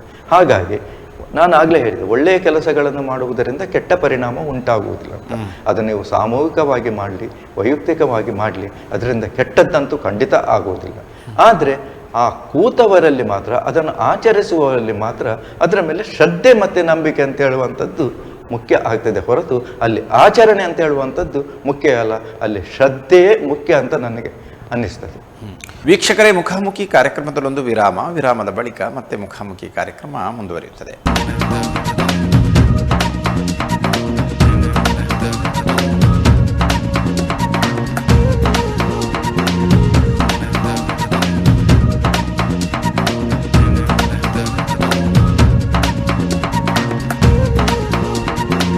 ವಿರಾಮದ ಬಳಿಕ ಮತ್ತೆ ಮುಖಾಮುಖಿ ಕಾರ್ಯಕ್ರಮಕ್ಕೆ ಸ್ವಾಗತ. ಗುರುಗಳೇ, ಮತ್ತೊಂದು ಪ್ರಶ್ನೆ. ಇತ್ತೀಚಿನ ದಿನಮಾನಗಳಲ್ಲಿ ಒಂದಷ್ಟು ಯುವಕರು ಮತ್ತು ಒಂದಷ್ಟು ಜ್ಞಾನವನ್ನು ಸಂಪಾದಿಸಿದವರು, ಈ ಲೌಕಿಕವಾದಂಥ ಅಥವಾ ಈ ಅಕಾಡೆಮಿಕ್ ಶಿಕ್ಷಣವನ್ನು ಹೆಚ್ಚಾಗಿ, ಅದರ ಆ ಜ್ಞಾನವನ್ನು ಹೆಚ್ಚಾಗಿ ಪಡೆದಂಥ ಯುವ ಸಮೂಹ ತಮ್ಮ ಈ ಆಚರಣೆಗಳನ್ನು ಒಂದಷ್ಟು ಟೊಳ್ಳು, ಜೊಳ್ಳು, ಪೊಳ್ಳು ಅನ್ನುವಂತಹ ಒಂದು ಸ್ವಯಂ ನಿರ್ಧಾರಕ್ಕೆ ಬಂದು ಬಿಟ್ಟಂತಹ ಉದಾಹರಣೆಗಳು ಇದೆ. ಇಂಥವರನ್ನು ಸರಿದಾರಿಗೆ ತರುವಲ್ಲಿ ಏನು ಪ್ರಯತ್ನಗಳು ಆಗಬೇಕು ಮತ್ತು ಅವರೂ ಕೂಡ ಹಬ್ಬಗಳ ಆಚರಣೆಯನ್ನು ಅರ್ಥಪೂರ್ಣವಾಗಿ, ಯಾಕಂದರೆ ಅವರು ಈಗ ಪ್ರಸಕ್ತವಾಗಿ ಹಬ್ಬವನ್ನು ನೋಡುವುದು ಕೇವಲ ಸಂಭ್ರಮದ ಆಧಾರದ ಹಿನ್ನೆಲೆಯಲ್ಲಿ, ಅವರನ್ನೂ ಈ ಅರ್ಥಪೂರ್ಣ ಆಚರಣೆಗೆ ತೊಡಗಿಸಿಕೊಳ್ಳುವಲ್ಲಿ ಮತ್ತು ಹೊಂದಿಕೊಳ್ಳುವಲ್ಲಿ ಏನು ಪ್ರಯತ್ನಗಳು ಆಗಬೇಕು? ನೀವು ಹೇಳುವ ಪ್ರಶ್ನೆ ಮೌಢ್ಯಗಳು ಅಂತಲೂ ಕರೆಯುತ್ತಾರೆ ಕೆಲವು. ಇದು ಮೌಢ್ಯ ಅಂತಲ್ಲ, ನಾವು ಹೇಗೆ ಆಚರಣೆ ಮಾಡ್ತೇವೆ ಅದರ ಅರ್ಧದಷ್ಟು ನಮ್ಮ ಮಕ್ಕಳು ಆಚರಣೆ ಮಾಡ್ತೇವೆ. ಇಲ್ಲಿ ನಾವು ತಪ್ಪಿ ಬಿದ್ದದ್ದು ಏನಂದರೆ, ಹಿರಿಯರಾದಂತಹ ತಂದೆ ತಾಯಿಗಳೇ ಈ ಧರ್ಮದ ಆಚರಣೆಯನ್ನು ಬಿಟ್ಟು ಬಿಟ್ಟಿದ್ದಾರೆ. ಒಬ್ಬ ಬ್ರಾಹ್ಮಣ, ನಾನು ಬೇಕಾದ್ರೆ ನೀವು ಸಮೀಕ್ಷೆ ಮಾಡಿ, ಬ್ರಾಹ್ಮಣರ ಸಂಖ್ಯೆ ಅಂತ ಹೇಳುವಂಥದ್ದು ಬಹಳಷ್ಟು ಕಡಿಮೆ. ಬ್ರಾಹ್ಮಣರ ಸಂಖ್ಯೆ ಕಡಿಮೆ ಇದ್ದವರಲ್ಲೂ ಕೂಡ ತಮ್ಮ ಹೊಟ್ಟೆಪಾಡಿಗಾಗಿ ಬ್ಯಾಂಕು, ವ್ಯಾಪಾರ, ವ್ಯವಹಾರ, ಉದ್ಯೋಗದಲ್ಲಿ ನಿಮಿತ್ತ ಬಹಳಷ್ಟು ಹಂಚಿ ಹೋಗಿದ್ದಾರೆ. ಆದರೆ ನಾನು ಮೊದಲೇ ಹೇಳಿದೆ, ಬ್ರಾಹ್ಮಣನಾದವನು ಸಂಧ್ಯಾ ವಂದನೆ ಮಾಡುವಂಥದ್ದು ಆತನಿಗೆ ಪುಣ್ಯವನ್ನು ತರದಿದ್ರು ಪಾಪದಿಂದ ತಪ್ಪಿಸಿಕೊಳ್ಬೋದು ಅಂತ. ಅಂತಹ ಬ್ರಾಹ್ಮಣನಾಗಿ ಹುಟ್ಟಿದವನು ಕೂಡ ಇಂದು ಸಂಧ್ಯಾ ವಂದನೆಯನ್ನು ಬಿಟ್ಟು ಬಿಟ್ಟಿದ್ದಾನೆ. ಸಂಧ್ಯಾ ವಂದನೆ ಮಾಡುವಂಥದ್ದಿಲ್ಲ, ಬೇಡ. ನಾನೀಗ ಹೇಳಿದರೆ ತಪ್ಪಾಗ್ತದೆ, ಆದರೆ ನೀವು ಕೇಳಿದ ಪ್ರಶ್ನೆಗೆ ಹೇಳದೇ ಇರಲಿಕ್ಕೆ ಅನಿವಾರ್ಯ ಅನ್ನಿಸ್ತದೆ. ಆ ಬ್ರಾಹ್ಮಣ ವೃತ್ತಿಯಲ್ಲಿ ತೊಡಗಿದ್ದಂತಹವರು ಇವಾಗ ಆ ವೃತ್ತಿಯನ್ನು ಮಾಡಲಿಕ್ಕೆ ಬಹಳಷ್ಟು, ಒಂದು ದಿನಕ್ಕೆ ಅನೇಕ ಕಡೆಗಳಲ್ಲಿ ಕಾರ್ಯಕ್ರಮ ಮಾಡ್ತಾರೆ. ಈ ಕಾರ್ಯಕ್ರಮಗಳನ್ನು ಮಾಡುವಾಗ ತನ್ನ ಮೂಲಭೂತವಾದಂತಹ ಸಂಧ್ಯಾ ವಂದನೆಯನ್ನೇ ಅವರು ಮರೆತು ಬಿಡ್ತಾರೆ. ಆ ಸಂಧ್ಯಾ ವಂದನೆ ಮಾಡಲಿಕ್ಕೆ ಬಹಳಷ್ಟು ಹೊತ್ತು ಬೇಕು. ಆ ಸಂಧ್ಯಾ ವಂದನೆಯನ್ನು ಕ್ರಮಬದ್ಧವಾಗಿ ಮಾಡುವಂಥ ಒಂದು ಸಂಧ್ಯಾ ವಂದನೆ ಮಾಡಿದರೆ ಮಾತ್ರ ಅಲ್ಲ, ಅವನು ಅಗ್ನಿಹೋತ್ರಿ ಆಗಿರಬೇಕು. ಯಾಕಂದ್ರೆ ಅವನೊಂದು, ಈಗ ಅಗ್ನಿಹೋತ್ರಿ ಮಾಡಲಿಕ್ಕೆ ಈಗ ಎಲ್ಲ ಗ್ಯಾಸ್ ಒಲೆಗಳು, ಅಗ್ನಿಹೋತ್ರಿ ಮಾಡಲಿಕ್ಕೆ ಹೇಗೆ ಸಾಧ್ಯ? ಆ ಮುಂಚಿನ ಕಾಲದಲ್ಲಿ ಕಟ್ಟಿಗೆ ಒಲೆಗಿತ್ತು, ಒಂದು ಸಮಿದೆಯನ್ನು, ಒಂದಿಷ್ಟು ತುಪ್ಪವನ್ನು ಇಟ್ಟುಕೊಂಡು ಆತ ಅಗ್ನಿ ಕಾರ್ಯವನ್ನು ಮಾಡಬೇಕಿತ್ತು. ಅಂದರೆ ಈ ಅಗ್ನಿ ಕಾರ್ಯ ಮಾಡಲಿಕ್ಕೆ ಬಹಳಷ್ಟು ಹೊತ್ತು ಹೋಗ್ತದೆ. ಆಗ ಅವನು ಒಂದು ಕಡೆಯಲ್ಲಿ ಗಣಹೋಮ, ಸತ್ಯನಾರಾಯಣ ಪೂಜೆ, ಇನ್ನೇನೋ ಒಂದು ಕಾರ್ಯಕ್ರಮ ಮಾಡಿಕೊಂಡು ಬಹಳಷ್ಟು ಸಂಪಾದನೆ ಮಾಡ್ಬೋದು. ಅಂಥವರೇ ಇದನ್ನು ಮಾಡದೇ ಇರುವಾಗ ನಾವು ಆಗ ಅದನ್ನು ಕಂಡಂತಹ ಮಕ್ಕಳು, ಒಂದು ಒಬ್ಬ ಮಗು ಗೋಣಿ ಚೀಲ ಹೊಲಿತಾ ಇದ್ದಂತೆ. ಯಾಕಂದ್ರೆ ಆಗ ಅಪ್ಪ ಕೇಳ್ತಾನಂತೆ, ಯಾಕೆ ನೀನು ಗೋಣಿ ಚೀಲ, ಇದು ಗೊತ್ತಿದ್ದದೆ ಆದರೂ ನಾನು ನೆನಪು ಮಾಡುವಂಥದ್ದು, ಯಾಕೆ ನೀನು ಹೊಲಿತಿ ಅಂತ ಹೇಳಿದರೆ ನಾಳೆ ನೀನು ಮುದುಕಾದಾಗ ನಿನ್ನನ್ನು ಮಲಗಿಸ್ಲಿಕ್ಕೆ ಬೇಕಲ್ಲ ಅಂತ. ಅಂದರೆ ಆ ಅಪ್ಪ ತನ್ನ ತಂದೆಯನ್ನು ಅಥವಾ ತಾಯಿಯನ್ನು, ಯಾರನ್ನು ಹಿರಿಯರನ್ನು ಆ ಗೋಣಿ ಚೀಲದಲ್ಲಿ ಮಲಗಿಸಿದ್ದು ಈ ಮಗು ಕಂಡಿರ್ತದೆ. ಇದು ಪ್ರಾಯೋಗಿಕವಾಗಿ ಮುಂದೆ ನನ್ನ ಅಪ್ಪ ಮುದುಕಾದಾಗ ಬೇಕು ಅಂತ. ಹಾಗೆಯೇ ಇದು ಕೂಡ, ತಾವು ಯಾರು ಆಚರಿಸಬೇಕಾದವರು ಇದನ್ನು ಮಾಡದೇ ಇದ್ದಾಗ ಮಕ್ಕಳಿಗೆ ಕಲೀಲಿಕ್ಕೆ ಅಥವಾ ಅದನ್ನು ಅನುಸರಿಸಿಕೊಂಡು ಹೋಗಲಿಕ್ಕೆ ಅವ್ರು ಆಗುವುದಿಲ್ಲ. ಯಾಕಂದರೆ ನಾವು ಮಕ್ಕಳು ಹೊಟ್ಟೆಯಲ್ಲಿ ಇರುವಾಗಲೇ ಇವನು ಡಾಕ್ಟರ್ ಆಗಬೇಕು, ಇಂಜಿನಿಯರ್ ಆಗಬೇಕು, ಏನು ಮಾಡಿದರೆ ಇವನಿಗೆ ಹೆಚ್ಚು ಸಂಪಾದನೆ ಮಾಡ್ಬೋದು ಅಂತ ಹೇಳುವಂಥ ಒಂದು ಜ್ಞಾನದಲ್ಲಿ ಇದ್ದಾಗ ಇದನ್ನು ನಾವು ಮಕ್ಕಳಿಗೆ ಹೇಳಿಕೊಡುವುದರಲ್ಲಿ ನಾವು ವಿಫಲರಾಗ್ತೇವೆ. ವಿಫಲವಾದ್ದರಿಂದ ಆ ಮಕ್ಕಳು ಅನಿವಾರ್ಯವಾಗಿ ಅದನ್ನು ನಂಬಲಿಕ್ಕೆ ಹೋಗುವುದಿಲ್ಲ. ಯಾಕಂದರೆ ಅದು ಪ್ರತ್ಯಕ್ಷವಾಗಿ ಪ್ರಯೋಜನವನ್ನು ಬೀಳುವಂಥದ್ದು ಅಲ್ಲ ಈ ಧಾರ್ಮಿಕ ಆಚರಣೆ ಅಂತ ಹೇಳುವಂಥದ್ದು. ಮುಂಚೆ ಎಲ್ಲ ಒಟ್ಟಿಗೆ ನಾವು ಆಚರಣೆ ಮಾಡ್ತಿದ್ದೆವು. ಒಂದು ಏನು ವಿಶೇಷ ಉಂಟು, ಚೌತಿಯಲ್ಲಿ ಈ ಸರ್ತಿ ಮುಂದುವರಿಸಿಕೊಳ್ಳಿ, ಭಾರತೀಯರು ಬರ್ತಾರೆ. ನನಗೆ ಬೆಂಗಳೂರಲ್ಲಿ ಬಹಳ ಕಷ್ಟ ಉಂಟು, ಅಥವಾ ನಾವು ಇನ್ನೊಂದು ಕಡೆಯಲ್ಲಿದೆ, ಬರುವುದಿಲ್ಲ. ಯಾಕೆ? ತಂದೆ ತಾಯಿಗಳು ಮರಣ ಹೊಂದಿದಾಗಲೂ ಕೂಡ ಆನ್ಲೈನಲ್ಲಿ ನೋಡಿಕೊಂಡು ಶ್ರಾದ್ದ ಮಾಡಿಸುವವರು ಇದ್ದಾರೆ, ನನಗೊಂದು ವಿಡಿಯೋ ತೋರಿಸಿ ಅಂತ ಹೇಳುವವರು ಇದ್ದಾರೆ. ಹಾಗಿರುವಾಗ ಆ ಮಕ್ಕಳಿಗೆ ನಾವು ಅದನ್ನು ನಾವು ಮೂಢನಂಬಿಕೆ ಅಂತ ಹೇಳುವುದು, ಅಥವಾ ಅವರು ನಂಬಿಕೆ ಇರ್ತದೆ, ಎಲ್ಲೋ ಇರ್ತದೆ. ನೋಡಿ, ಒಬ್ಬ ಚೆನ್ನಾಗಿ ಭಾಷಣ ಮಾಡ್ತಾನೆ, ಅವ ಹೇಗೆ ಮಾಡ್ತಾನೆ, ದೇವರಿಲ್ಲ, ಅದಿಲ್ಲ, ಇದಿಲ್ಲ, ಇದರ ಕುರಿತೇ ಭಾಷಣ ಮಾಡ್ತಾನೆ, ಎಲ್ಲರೂ ಚಪ್ಪಾಳೆ ಗಿಟ್ಟಿಸಿಕೊಳ್ತಾನೆ. ಕೊನೆಗೆ ಯಾರೋ ಬಂದು ಹಿಂದಿನಿಂದ ಕೇಳಿಕೊಂಡ್ರಂತೆ, ಅಯ್ಯೋ ಬಹಳ ಚೆನ್ನಾಗಿ ಭಾಷಣ ಮಾಡಿದ್ರಿ, ನಿಮ್ಮಿಂದ ಹೇಗೆ ಸರ್? ಅಯ್ಯೋ ಎಲ್ಲ ದೇವರ ದಯ ಅಂತ ಮತ್ತೆ ಹೇಳಿಬಿಡ್ತಾನೆ. ಅಂದ್ರೆ ನಮಗೆ ಗೊತ್ತಿಲ್ಲದೆಯೂ ಕೂಡ ಆ ದೇವರಂತ ಹೇಳುವಂಥದ್ದು ಒಂದು ನಮಗೆ ಎಲ್ಲೋ ಒಂದು ಮನಸ್ಸಿನಲ್ಲಿ ಹುದುಕಿಕೊಂಡು ಇರ್ತದೆ. ಆದ್ರೆ ತೋರ್ಪಡಿಕೆಗೆ ನಾವು ವಿರೋಧಿಸಿದ್ರು ಕೂಡ ಆ ನಂಬಿಕೆ ಅಂತ ಹೇಳುವುದಂತ ನಮ್ಮ ನರನಾಡಿಗಳಲ್ಲಿ ಇದ್ದೇ ಇರ್ತದೆ. ಅದನ್ನು ನಾವು ನಂಬಲಿಲ್ಲ ಅಂತ ಹೇಳುವುದಲ್ಲ, ಆ ನಂಬಿಸುವಲ್ಲಿ ನಾವೇ ಇಲ್ಲಿ ವಿಫಲವಾಗಿದ್ದೇವೆ. ಹಾಗಾದ್ರೆ ಅವರನ್ನು ದಾರಿಗೆ ತರುವುದು ಹೇಗೆ ಅಂದ್ರೆ, ಮೊದಲು ನಾವು ಧಾರ್ಮಿಕರಾಗಿದ್ದು, ನಾವು ಶಂಕರಾಚಾರ್ಯರಿದ್ರು, ಬೆಲ್ಲವನ್ನು ತಿನ್ನಬಾರ್ದು ಅಂತ ಇನ್ನೊಬ್ಬನಿಗೆ ಬೋಧನೆ ಮಾಡಬೇಕಾದ್ರೆ ಅವರು ಬೆಲ್ಲವನ್ನು ಬಿಡ್ತಿದ್ರು. ಯಾರೋ ಒಬ್ರು ಹೇಳಿದ್ರಂತೆ ಇಂಥ ವಿಚಾರದ ಬಗ್ಗೆ, ಯಾಕಂದ್ರೆ ಅವರು ಪರಕಾಯ ಪ್ರವೇಶ ಮಾಡಿದ್ದೇ ಅದು. ಯಾಕಂದ್ರೆ ಆ ವಿಚಾರವನ್ನು ತಿಳಿದು ಮತ್ತೆ ನಾನು ನಿನಗೆ ಉಪದೇಶವನ್ನು ಕೊಡ್ತೇನೆ, ಅದರ ವಿಚಾರವನ್ನು ಹೇಳ್ತೇನೆ ಅಂತ. ಹಾಗೆ ಮುಖ್ಯವಾಗಿ ನಾವು ಧಾರ್ಮಿಕರಾಗಿದ್ದಾಗ ನಮ್ಮ ಪರಿಸರ ಅಂತ ಹೇಳುವಂಥದ್ದು ಶುದ್ಧ ಆಗ್ತದೆ, ನಮ್ಮ ಮಕ್ಕಳು ಅದನ್ನು ಕಲಿತಾರೆ, ಆಮೇಲೆ ನಾವು ಇನ್ನೊಬ್ಬರಿಗೆ ಅದರ ಬಗ್ಗೆ ಜ್ಞಾನವನ್ನು ಮೂಡಿಸ್ಲಿಕ್ಕೆ ಸಹಕಾರಿ ಆಗ್ತದೆ ಅಂತ. ಇದಕ್ಕೆ ನಿಮ್ಮ ಪ್ರಶ್ನೆಗೆ ನಾನು ಉತ್ತರ ಕೊಡ್ಬೋದು. ಒಬ್ಬ ಮಾನವನ ಬದುಕಿಗೆ, ಯಾಕಂದರೆ ಮಾನವ ಸಂಬಂಧಗಳು ಅಂದರೆ ಮಾನವ ಅಂದರೆ ಸಂಘಜೀವಿ, ಸಂಬಂಧಗಳಿಂದಲೇ ಬದುಕೋದು. ಈ ಹಬ್ಬಗಳು ಮಾನವ ಸಂಬಂಧವನ್ನು ಯಾವ ರೀತಿಯಲ್ಲಿ ಗಟ್ಟಿಗೊಳಿಸ್ತದೆ, ಸಂಬಂಧವನ್ನು, ಬಾಂಧವ್ಯವನ್ನು ಯಾವ ರೀತಿಯಲ್ಲಿ ಗಟ್ಟಿಗೊಳಿಸ್ತದೆ, ಮತ್ತು ಈ ಹಬ್ಬಗಳ ಆಚರಣೆಯ ಉದ್ದೇಶ ಇದೂ ಕೂಡ ಆಗಿರಬಹುದಾ? ಇದು ಅದೇ ಹೇಳಿದ ಆವಾಗಲೇ, ಈ ಹಬ್ಬಗಳನ್ನು ಆಚರಣೆಗೆ ತಂದದ್ದೇ ಏನು ಆ ದಿನ ಅಂತಲ್ಲ, ನಮ್ಮ ಈ ಬಾಂಧವ್ಯವನ್ನು ವೃದ್ಧಿಸಲಿಕ್ಕೋಸ್ಕರವೇ. ನಮ್ಮಲ್ಲಿ ಕೆಲಸ ನಿಮಿತ್ತ ಆ ಕಡೆ ಈ ಕಡೆ ಹೋಗಿದ್ದವರು ಕಡೆಗೆ ವಾರ್ಷಿಕ ಜಾತ್ರೆ, ಒಂದು ವಾರ್ಷಿಕ ಜಾತ್ರೆಗೆ ಒಟ್ಟಾಗುವ ಹೇಳ್ತೇವೆ. ಅಥವಾ ಚೌತಿ, ನಮ್ಮ ಮನೆಯಲ್ಲಿ ಗಣಪತಿ ಇರ್ತಾರೆ, ಹಾಗೆಲ್ಲ ನೆಂಟರಿಷ್ಟರನ್ನು ಕರೆಯುವಂಥದ್ದು. ರಕ್ಷಾಬಂಧನ ಕಾರ್ಯಕ್ರಮ ಯಾಕೆ ಇದು ಬಂತು? ನಮ್ಮ ಈ ಸೋದರತೆಯನ್ನು, ನಮ್ಮ ಈ ಪ್ರೇಮತ್ವವನ್ನು ಅದನ್ನು ಬೆಳೆಸ್ಲಿಕ್ಕೋಸ್ಕರ ಬಂದದ್ದು. ಆ ಒಂದು ಕಾರ್ಯಕ್ರಮ ಇಲ್ಲದಿದ್ರೆ ನಮ್ಮಲ್ಲಿ ಆ ಬಾಂಧವ್ಯ, ಮಿತ್ರತ್ವ ಅಂತ ಹೇಳುವಂಥದ್ದು ಇಲ್ಲ. ಹಾಗಾದ್ರೆ ಈ ಗಣೇಶೋತ್ಸವ ಕೂಡ ಯಾಕೆ ಆಚರಣೆಗೆ ಬಂತು? ಬ್ರಿಟಿಷರು ಭಾರತವನ್ನು ಆಳುತ್ತಿದ್ದಂತ ಸಂದರ್ಭದಲ್ಲಿ ಆಗ ಲೋಕ ಬಾಲಗಂಗಾಧರ ತಿಲಕರು ಸಾರ್ವಜನಿಕ ಗಣೇಶೋತ್ಸವವನ್ನು ಯಾಕೆ ಮಾಡಿದ್ರು, ಜನರನ್ನು ಯಾಕೆ ಸೇರಿಸಿದ್ರು ಅಂದ್ರೆ, ಆಗ ಬ್ರಿಟಿಷರು ನಮ್ಮನ್ನು ಒಟ್ಟಿಗೆ ಸೇರಿಸಲಿಕ್ಕೆ ಬಿಡ್ತಿರ್ಲಿಲ್ಲ. ಯಾಕಂದ್ರೆ ಸೇರಿಸಿದ್ರೆ ಇದರಿಂದ ನಮಗೆ ತೊಂದರೆ ಆಗ್ತದೆ, ಡಿವೈಡ್ ಅಂಡ್ ರೂಲ್. ಆಗ ಈ ಗಣಪತಿಯನ್ನು ಮುಂದಿಟ್ಟುಕೊಂಡಾದ್ರೂ ನಾವು ಸಭೆ ಸಮಾರಂಭ ಅಥವಾ ವಿಚಾರಗಳನ್ನು ಮಾಡಬಹುದು. ಅದಕ್ಕಿಂತಲೂ ಮುಖ್ಯವಾಗಿ ನಮ್ಮ ಜಾತಿ ಪಂಗಡ ಹರಿದು ಹಂಚಿ ಹೋಗಿದ್ದಂತ ಎಲ್ಲಾ ನಮ್ಮ ಹಿಂದೂ ಜಾತಿ ಪಂಗಡದವರನ್ನು ಜೊತೆಗೆ ಸೇರಿಸಲಿಕ್ಕೆ ಇದೊಂದು ವೇದಿಕೆ ಆಗ್ತದೆ ಅಂತ ಹೇಳುವಂತ ಒಂದು ದೃಷ್ಟಿಯಿಂದ ಈ ಸಾರ್ವಜನಿಕ ಗಣೇಶೋತ್ಸವ ಬಂತು. ಹಾಗೆ ಹಬ್ಬ ಹರಿದಿನಗಳು ಕೂಡ ಅದೇ ರೀತಿಯಾದಂತಹ ಚಿಂತನೆ, ನಮ್ಮೆಲ್ಲರನ್ನು ಒತ್ತುಗೂಡಿಸಲಿಕ್ಕೆ ಅದೊಂದು ರೀತಿಯಾದಂತಹ ಚಿಂತನೆ. ಇದು ಬಹಳಷ್ಟು ಸಹಾಯವಾಗ್ತದೆ. ನವರಾತ್ರಿ ಬಂತು, 9 ದಿನಗಳ ಕಾಲ ಒಂದು ಮನೆಯಲ್ಲಿ ಪೂಜೆ ನಾವು ಹಮ್ಮಿಕೊಂಡಿದ್ರೆ, ಆಗ ಅನಿವಾರ್ಯವಾಗಿ ಅಲ್ಲಿ ಭಕ್ತಿ ಎಲ್ಲದಿದ್ರು ಕೂಡ, ಅಯ್ಯೋ ಬರದಿದ್ರೆ ಏನೋ ತೊಂದರೆ ಆಗ್ತದೋ, ಭಯ ಭಕ್ತಿ ಅಂತ ಹೇಳೋದು. ಮನುಷ್ಯನಿಗೆ ಭಯವೂ ಬೇಕು, ಭಕ್ತಿಯೂ ಬೇಕು. ಭಕ್ತಿ ಇದ್ದವನಿಗೆ ಭಯ ಅಂತ ಹೇಳುವಂಥದ್ದು ಇಲ್ಲ. ಭಕ್ತಿ ಇಲ್ಲದಿದ್ದವನಿಗೆ ಆ ಮೂಲಕವಾದ್ರು ನಾಳೆ ಒಂದು ಎಡವಿದ್ರು ಕೂಡ, ನಾನು ಮೊನ್ನೆ ನವರಾತ್ರಿ ಆಚರಣೆಗೆ ಹೋಗ್ಲಿಲ್ಲ, ಹಾಗೆ ನಾನು ಎಡವಿದ್ನು, ಎಲ್ಲ ಒಂದು ತಲೆನೋವು ಬಂತು, ಇಷ್ಟು ದಿನ ಇಲ್ಲದಿದ್ದ ತಲೆನೋವು ಆಯ್ತು, ಯಾಕೆ ನಾನು ಮೊನ್ನೆ ಚೌತಿಗೆ ಹಬ್ಬಕ್ಕೆ ಹೋಗ್ಲಿಲ್ವೇನು, ಇದೊಂದು ರೀತಿಯಾದಂಥ ಭಯ. ಆ ಭಯದಿಂದಲಾದ್ರೂ ಜೊತೆಯಲ್ಲಿ ಸೇರ್ತಾರೆ. ಹಾಗಾದ್ರೆ ನಮಗೆ ಭಯ ಬೇಡ, ಭಕ್ತಿಯೂ ಬೇಕು. ಹೇಗೆ ಆ ಶ್ರದ್ಧೆ ಅಂತ ಹೇಳುವಂಥದ್ದು ಮುಖ್ಯ ಬೇಕು. ಇದರಿಂದ ನನಗೆ ಏನೋ ತೊಂದರೆ ಆಗ್ತದೆ ಅಂದ್ರೆ, ಆ ಒಂದು ಮುಖ್ಯವಾಗಿ ಏನು ಆ ವಿಶ್ವ ಪರಿಣಾಮ ಅಂತ ಹೇಳುವಂಥದ್ದು ಇದರಿಂದ ನನಗೆ ಪ್ರಯೋಜನ ಬರ್ತದೆ. ನಾವೊಂದು ಈ ಸಂದರ್ಭದಲ್ಲಿ ಮುಖ್ಯವಾದ, ನೀವು ಪ್ರಶ್ನೆ ಕೇಳಲಿಲ್ಲ ಆದರೂ ಒಂದು ವೀಕ್ಷಕರಿಗೆ ಹೇಳ್ತೇನೆ, ಅಂದ್ರೆ ಯಾವತ್ತು ದೇವರಿಗೆ ನಾವು ಪ್ರಾರ್ಥನೆ ಮಾಡಿದ್ರಿಂದ ಅಥವಾ ಇನ್ನೊಂದು ಮಾಡಿದ್ರಿಂದ ದೇವರಿಗೆ ನಮಗೆ ಒಳಿತು ಕೆಡಕುಗಳನ್ನು ಮಾಡಲಿಕ್ಕೆ ಸಾಧ್ಯ ಇಲ್ಲ. ಯಾಕಂದ್ರೆ ಎಷ್ಟೋ ಜನರು ನನಗೆ ಆಗದಿದ್ದವನಿಗೆ ನೀನು ಹಾಗೆ ಮಾಡು ಹೀಗೆ ಮಾಡು ಅಂತ ಕೇಳಿಕೊಳ್ಳುವವರು ಇದ್ದಾರೆ. ಕೇಳಿಕೊಳ್ಳುವುದು ಮಾತ್ರ ಅಲ್ಲ, ಲಂಚ ಕೊಡ್ತೇನೆ ಅಂತ ಹೇಳುವ, ನಿನಗೆ ಅದನ್ನು ಕಟ್ಟಿಕೊಡ್ತೇನೆ, ಬೆಳ್ಳಿ ಕೊಡ್ತೇನೆ, ಮತ್ತೊಂದು ಕೊಡ್ತೇನೆ, ರಥೋತ್ಸವ ಮಾಡ್ತೇನೆ ಅಂತ ಹೇಳುವವರು ಇದ್ದಾರೆ. ಒಳ್ಳೇದು ಮಾಡಿದ್ರು ಕೊಡ್ತೇವೆ ಅಂತ, ಹೀಗೆ ಎರಡು ರೀತಿಯಾಗಿಯೂ ಕೇಳಿಕೊಳ್ಳು. ಆದ್ರೆ ಅದನ್ನು ಕೊಡುವ ಶಕ್ತಿ ದೇವರಿಗೆ ಇಲ್ಲ. ಹಾಗಾದ್ರೆ ದೇವರು ಸರ್ವಶಕ್ತನಾದಂಥ ದೇವರಿಗೆ ಯಾಕೆ ಇಲ್ಲ ಅಂತ ಹೇಳಿದ್ರೆ, ನಾವು ದೇವರು ಅಂತ ಹೇಳುವಂಥದ್ದು ನಾವು ಮಾಡಿದ ಕರ್ಮವೇ ನಮ್ಮ ಒಳಿತು ಕೆಡುಕುಗಳಿಗೆ ಕಾರಣ. ನಾನು ಒಳ್ಳೇದು ಮಾಡಿದ್ನು, ದೇವ್ರಿಗೆ ಅದನ್ನು ಅವನಿಗೆ ಒಳ್ಳೇದಾಗಬಾರ್ದು ಅಂತ ಹೇಳಿ ದೇವರಿಗೆ ತಡಿಲಿಕ್ಕೆ ಸಾಧ್ಯ ಇಲ್ಲ. ಕೆಟ್ಟದ್ದು ಮಾಡಿದ್ರೆ ಅವನಿಗೆ ಕೆಟ್ಟದ್ದು ಮಾಡಬಾರ್ದು ಅಂತ ದೇವರಿಗೆ ತಡಿಲಿಕ್ಕೆ ಸಾಧ್ಯವಿಲ್ಲ. ಅಂದ್ರೆ ಆ ವಿಶ್ವ ಪರಿಣಾಮ ಅಂತ ಹೇಳುವಂಥದ್ದು, ಅದು ಬೇಕಾದ್ರೆ ನಾವು ಅದನ್ನು ಪುಣ್ಯ ಅಂತ ಹೇಳಿ, ಅಥವಾ ನೀವು ಅದನ್ನು ಕೆಟ್ಟದಾದಾಗ ಪಾಪ ಅಂತ ಹೇಳಿ, ಆ ವಿಶ್ವ ಪರಿಣಾಮವೇ ನಮ್ಮನ್ನು ಕಾಪಾಡುವಂಥದ್ದು. ನಮ್ಮ ಒಳಿತು ಕೆಡುಕುಗಳೇ ನಮಗೆ ಅದು ರಕ್ಷಾ ರೂಪವಾಗಿ ಇರುವಂಥದ್ದು. ಇದನ್ನು ನಾವು ಮೊದಲು ಅರ್ಥ ಮಾಡಿಕೊಳ್ಬೇಕು. ಇದು ಹೌದು ಅಂತ ಅವರ ಆತ್ಮಕ್ಕೆ ಬಂತು ಅಂತಾದ್ರೆ ಮನುಷ್ಯ ಕೆಟ್ಟ ಕೆಲಸ ಮಾಡ್ಲಿಕ್ಕೆ ಹೋಗುವುದಿಲ್ಲ, ಅಂದ್ರೆ ಒಳ್ಳೆಯ ಕರ್ಮಗಳನ್ನೇ ಮಾಡ್ತಾನೆ.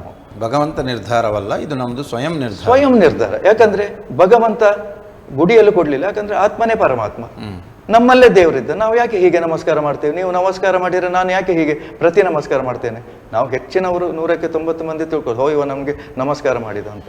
ಆದ್ರೆ ಜ್ಞಾನಿಗಳಿಗೆ ಏನು ತಿಳ್ಕೊಳ್ತಾರೆ ಅಂದ್ರೆ ಅದು ನನಗೆ ಮಾಡಿದ ನಮಸ್ಕಾರ ಅಲ್ಲ, ನನ್ನೊಳಗಿರುವಂತಹ ಆತ್ಮನಂತಹ ದೇವರಿಗೆ ಅವ ನಮಸ್ಕಾರ ಮಾಡಿದ್ದು ಅಂತ. ನಮಸ್ಕಾರ ಮಾಡುವಂತ ಉದ್ದೇಶವಾಗಿ ನಿನ್ನೊಳಗಿರುವ ದೇವರಿಗೆ ನಾನು ನಮಸ್ಕಾರ ಮಾಡಿದೆ ಅಂತ ಹೇಳುವಂಥದ್ದು ವಿಷಯ ಹೊರತು ಅವನಲ್ಲಿರುವ ದೇಹಕ್ಕೆ ಅಲ್ಲ.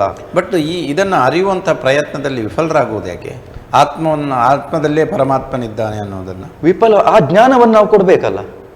ಆ ಜ್ಞಾನವನ್ನು ಕೊಡುವಲ್ಲಿ ನಾವು ವಿಫಲರಾಗಿದೆ. ನೋಡಿ, ಕ್ರಿಶ್ಚಿಯನ್ರಲ್ಲಿ ವಾರಕ್ಕೊಂದು ದಿವಸ ವಿಚಾರಗಳನ್ನು ತಿಳಿಸುವಂತ ಕೆಲಸ ಆಗ್ತದೆ, ನಾವು ಒಪ್ಪಲೇಬೇಕು, ಅದು ಸಂತೋಷ ಪಡಲೇಬೇಕು. ಹಾಗೆ ಮಸೀದಿಗಳಲ್ಲೂ ಅವರು ಧರ್ಮೋಪದೇಶವನ್ನು ಮಾಡ್ತಾರೆ, ಅವರಿಗೆ ಅವರ ಧರ್ಮಕ್ಕೆ ಸಂಬಂಧಪಟ್ಟ. ಆದರೆ ನಮ್ಮ ದೇವಸ್ಥಾನ ಅಥವಾ ಹಿಂದೂ ಪದ್ಧತಿಯಲ್ಲಿ ಆ ರೀತಿಯಾದಂಥ ಕಾರ್ಯ ಎಲ್ಲಿ ನಡೀತಾ ಇದೆ? ಯಾರೋ ಏನೋ ಒಂದು ಪ್ರವಚನ ಮಾಡ್ತಿದ್ರೆ ಅದು ನನಗಲ್ಲ, ಅದು 60 ವರ್ಷದ ಮೇಲೆ ಅಂತ. ಆದ್ರೆ ಈಗ 60 ವರ್ಷದ ಮೇಲೆ ಬದುಕುವವರೇ ಇಲ್ಲ, ಅಂತ ಪರಿಸ್ಥಿತಿ ನಿರ್ಮಾಣ ಆಗಿದೆ. ಹಾಗಂದ್ರೆ ನಾವು ಈ ಶಿಕ್ಷಣ ಅಂತ ಹೇಳುವಂಥದ್ದು ಮನೆಯಲ್ಲಿ ಕೊಡಬೇಕು, ಇಲ್ಲದಿದ್ದರೆ ದೇವಸ್ಥಾನಗಳಲ್ಲಿ ಕೊಡಬೇಕು.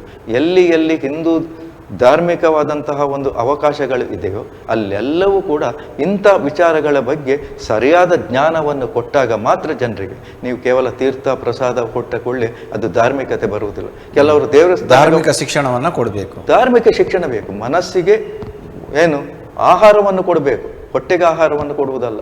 ಈಗ ನಮ್ಮದಲ್ಲಿ ಏನಾಗಿದೆ ಅಂದ್ರೆ ಅದೊಂದು ವೈಪರೀತ್ಯ. ಅಯ್ಯೋ, ನಮ್ಮ ದೇವಸ್ಥಾನದಲ್ಲಿ ಇಷ್ಟು ಜನಕ್ಕೆ ನಾವು ಊಟ ಹಾಕಿದ್ದೇವೆ ಅಂತ. ಬಟ್ ಪಡೆಯುವ ಆಸಕ್ತಿ, ಪಡೆಯುವ ವ್ಯವಧಾನ ಕೂಡ ಊಟ ಹಾಕಿದೆ ಅಂತ ಹೇಳಿದ್ರೆ ಆ ಊಟ ಮಾಡಿದವ ಅಲ್ಲಿ ಯಾವ ದೇವರು ಯಾವುದು ಏನ್ ಕತೆ ಅಂತ ದೇವರ ಮುಖವೇ ನೋಡುವುದಿಲ್ಲ.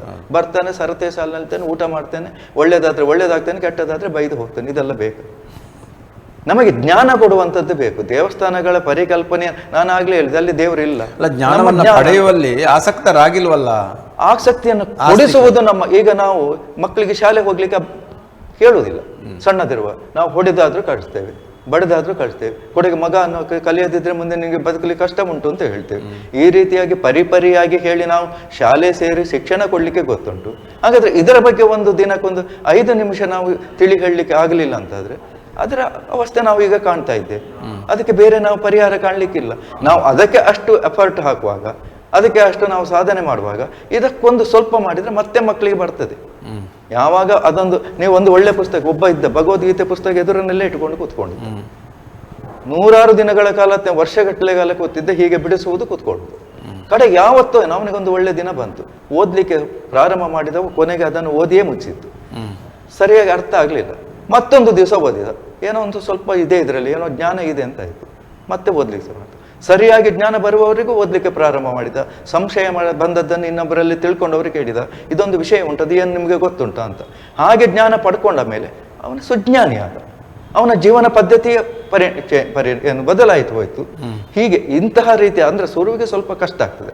ಅದು ತಿಳ್ಕೊಂಡ ಮೇಲೆ ಅದನ್ನು ಬಿಡುವುದು ಬೇಡ. ಅಯ್ಯೋ, ನನಗೆ ಎಂತಹ ಒಂದು ವಿಷಯವನ್ನು ಬಿಟ್ಟುಬಿಟ್ಟೆ, ಎಂತಹ ಮೃಷ್ಟಾನ್ನ ಭೋಜನವನ್ನು ನಾನು ಬಿಟ್ಟುಬಿಟ್ಟೆ ಅಂತ ಹೇಳುವಂತ ಅವನಿಗೆ ಅಲ್ಲಿ ಚಿಂತನೆ ಬರ್ತದೆ ಹೊರತು ಅದರ ಒಂದು ಆತ್ಮತೃಪ್ತಿ ಪಡೀಲಿಕ್ಕೆ ನಾನು ಇನ್ನು ಎಷ್ಟು ವರ್ಷ ಹುಡುಕಿದ್ರು ಇಷ್ಟು ಓದಿ ನನಗೆ ಜೀರ್ಣ ಮಾಡಿಕೊಳ್ಳಿ ಸಾಧ್ಯ ಇಲ್ಲ. ಅಷ್ಟು ವಿಷಯ ಈ ಆಧ್ಯಾತ್ಮದಲ್ಲಿದೆ, ನಮ್ಮ ಧರ್ಮದಲ್ಲಿ ಇದೆ ಅಂತ ಅವನಿಗೆ ಜ್ಞಾನ ಬರ್ತದೆ. ಧರ್ಮಾನುಸಾರ ನಡೆದರೆ, ಧರ್ಮದ ಪ್ರತಿಪಾದನೆ ಮಾಡಿದ್ರೂ ಕೂಡ ಅವನಿಗೆ ಕಟ್ಟರ್ ಅನ್ನುವಂತಹ ಅಪಕೀರ್ತಿಯು ಕೂಡ ಬಂದುಬಿಡ್ತಲ್ಲ. ಅಪಕೀರ್ತಿ ಮಾಡುವವರು ಯಾರು? ಅಜ್ಞಾನಿ. ಜ್ಞಾನ ಅಂದ್ರೆ ಏನು? ಅದಕ್ಕೆ ಹಿಂದೆ ಸರಿತಾ ಇದ್ದಾರೆ ಕೆಲವರು. ಹಿಂದೆ ಸರಿಯುವ ಅಗತ್ಯವೇ ಇಲ್ಲ. ಯಾಕಂದ್ರೆ ನಾವು ಯಾರಿಗೋಸ್ಕರ ಜ್ಞಾನ ಪಡ್ಕೊಳ್ಳುವುದಲ್ಲ ಅಲ್ವಾ. ನಮಗೆ ಕೀರ್ತಿಯ ಆಸೆ ಬಂದಾಗ, ಇನ್ನೊಬ್ರು ನಮ್ಮನ್ನು ಹೊಗಳಬೇಕು ಅಂತ ತಿಳ್ಕೊಂಡಾಗ, ಆತ್ಮ ಪ್ರಶಂಸೆ ಬೇಕು ಅಂತ ಹೇಳಿಕೊಂಡಾಗ, ಈ ರೀತಿಯಾದಂತಹ ನಮಗೆ ಅಲ್ಪ ಜ್ಞಾನ ಹೇಳ್ತೇವೆ, ಅಥವಾ ನಮಗೆ ಇದರಿಂದ ಯಾವುದೇ ರೀತಿಯ ಪ್ರಯೋಜನ ಇಲ್ಲದಂತಹ ಜ್ಞಾನವನ್ನು ಬಯಸಿದಾಗ ಮಾತ್ರ ಇದನ್ನು ನಮಗೆ ಆಸೆ ಆಗುವಂಥದ್ದು. ಆ ವಿಚಾರಗಳಿಗೆ ನಾವು ಹೊರತುಪಡಿಸಿ ನಮ್ಮ ಆತ್ಮತೃಪ್ತಿಯನ್ನು ಪಡ್ಕೊಳ್ಳಿಕ್ಕೆ ಮಾತ್ರ ಈ ಜ್ಞಾನವನ್ನು ಪಡಿಬೇಕೇ ಹೊರತು ಇನ್ನೊಬ್ಬರಿಂದ ಹೊಗಳಿಸಿಕೊಳ್ಳಿಕ್ಕಾಗ್ಲಿ ಅಥವಾ ದೂಷಿಸಿಕೊಳ್ಳುವುದಕ್ಕಾಗಿ ಈ ಜ್ಞಾನ ಆಧ್ಯಾತ್ಮ ಅಲ್ಲ. ಅದಕ್ಕೋಸ್ಕರ ನೀವು ಆಗ್ಲೇ ಹೇಳಿದಾಗೆ ವೈಭವಯುತವಾದಂತಹ ಪೂಜೆ ಮಾಡುವಂಥದ್ದು, ಮತ್ತೊಂದು ಮಾಡುವಂಥದ್ದು, 4 ಜನರಿಗೆ ಅನ್ನ ಹಾಕುವಂಥದ್ದು, ಹೊಗಳಿಸಿಕೊಡುದು, ಹೇಗಾಗಿದೆ ಊಟ, ನಾನು ಮಾಡಿಸಿದ್ದು, ಇದು ಸ್ವೀಟ್ ನಾನು ಕೊಟ್ಟದ್ದು ಅಂತ ಹೇಳ್ಬೋದು. ಆದ್ರೆ ಅಷ್ಟರಲ್ಲೇ ಮುಗಿಸ್ಬೋದು. ನಿಮ್ಗೆ ಸ್ವತಃ ಆತ್ಮಜ್ಞಾನ ಪಡ್ಕೊಳ್ಬೇಕಾದ್ರೆ ಇವೆಲ್ಲವನ್ನು ಬಿಟ್ಟು ಅದಕ್ಕೊಂದು ಕತೆ ಉಂಟು, ಇಲ್ಲಿ ಸಮಯ ಇಲ್ಲ. ಆದರೂ ಆ ಒಂದು ಬಿಟ್ಟಾಗ ಅವನಿಗೆ ಅದು ಆತ್ಮಜ್ಞಾನ ಪಡ್ಕೊಳ್ಳಿಕ್ಕೆ ಸಾಧ್ಯ ಉಂಟು. ಮನುಷ್ಯನ ಜೀವನದಲ್ಲಿ ಆಧ್ಯಾತ್ಮಿಕತೆಯ ಪಾತ್ರ ಏನು ಮತ್ತು ಆಧ್ಯಾತ್ಮಿಕತೆಯಿಂದ ಏನು ಲಾಭ ಮತ್ತು ಆಧ್ಯಾತ್ಮಿಕ ಅನಿವಾರ್ಯವ? ಯಾಕಂದರೆ ತಮಗೆ ತಿಳಿದಿರುವಂತೆ ನಮ್ಮ ನೆರೆಯ ರಾಜ್ಯದಲ್ಲಿ ನಾಸ್ತಿಕತೆಯ ಪರಂಪರೆ, ತಮಿಳುನಾಡು ನಿಮಗೆ ತಿಳಿದಿದೆ. ನಾಸ್ತಿಕತೆಯ ಪರಂಪರೆಯತ್ತ ಆ ದಿನಗಳಲ್ಲಿ ಹೆಚ್ಚಿನ ಜನರು ವಾಲಿದ್ರು. ನಮ್ಮ ಈ ಭಾಗದಲ್ಲೂ ಕೂಡ ಇತ್ತೀಚಿನ ಒಂದು ಯುವ ತಲೆಮಾರು ಒಂದು ಆಂಶಿಕವಾಗಿ ನಾಸ್ತಿಕತೆಯತ್ತ ಹೊರಳುವಂಥ ಸಾಧ್ಯತೆಗಳು, ಸೂಚನೆಗಳು ಕೂಡ ಸಿಕ್ಕಿದೆ. ಅವರಿಗೆ ತಿಳಿ ಹೇಳಬೇಕು, ಆಧ್ಯಾತ್ಮಿಕತೆಯಿಂದ ಇದು ಲಾಭ, ಆಧ್ಯಾತ್ಮಿಕತೆ ನಮಗೆ ಅನಿವಾರ್ಯ, ಆಧ್ಯಾತ್ಮಿಕತೆಯೇ ಬದುಕು ಎನ್ನುವುದನ್ನು ತಿಳಿ ಹೇಳಬೇಕು. ಏನು ಹೇಳ್ತೀರಾ ತಾವು? ಒಂದು ಈ ಸಮಯದಲ್ಲಿ 1-2 ನಿಮಿಷದಲ್ಲಿ ಅದಕ್ಕೆ ಅವರಿಗೆ ಹೇಗೆ ಜ್ಞಾನ ಹೇಳುವಂಥದ್ದು, ಇದು ದೊಡ್ಡ ಸಮಸ್ಯೆ. ನೋಡಿ, ಮಹಾಭಾರತದಲ್ಲಿ ಧರ್ಮವ್ಯಾಧನ ಕಥೆ ಬರ್ತದೆ. ಧರ್ಮವ್ಯಾಧನ ಕಥೆ ಏನಂದ್ರೆ, ಅದರಲ್ಲಿ ಒಬ್ಬಳು ಕೌಶಿಕ ಅಂತ ಹೇಳುವ ಒಬ್ಬ ಮಹರ್ಷಿ ಇರ್ತಾನೆ. ಅವನು ದಿನನಿತ್ಯ ಸಂಧ್ಯಾ ವಂದನೆ ಇತ್ಯಾದಿಗಳನ್ನು ಮಾಡಿಕೊಂಡು ಇದ್ದಂಥ ಸಂದರ್ಭದಲ್ಲಿ ಆ ಶಕ್ತಿ ಅವನಿಗೆ ಬರ್ತದೆ. ಶಕ್ತಿ ಬಂದಾಗ ಒಂದು ದಿನ ಆತ ಅರ್ಘ್ಯ ಕೊಡುವುದು ಅಂತ ಉಂಟು. ನಾವು ಸಂಧ್ಯಾ ವಂದನೆ ಮಾಡಿ ಅರ್ಘ್ಯ ಕೊಡುವಂಥದ್ದು. ಈ ಅರ್ಘ್ಯ ಕೊಡುವಂಥ ಸಂದರ್ಭದಲ್ಲಿ ಮರದ ಮೇಲೆ ಇದ್ದಂಥ ಒಂದು ಪಕ್ಷಿ ಆತನ ಅರ್ಘ್ಯಕ್ಕೆ ಹಿಕ್ಕೆ ಹಾಕುವಂಥದ್ದು.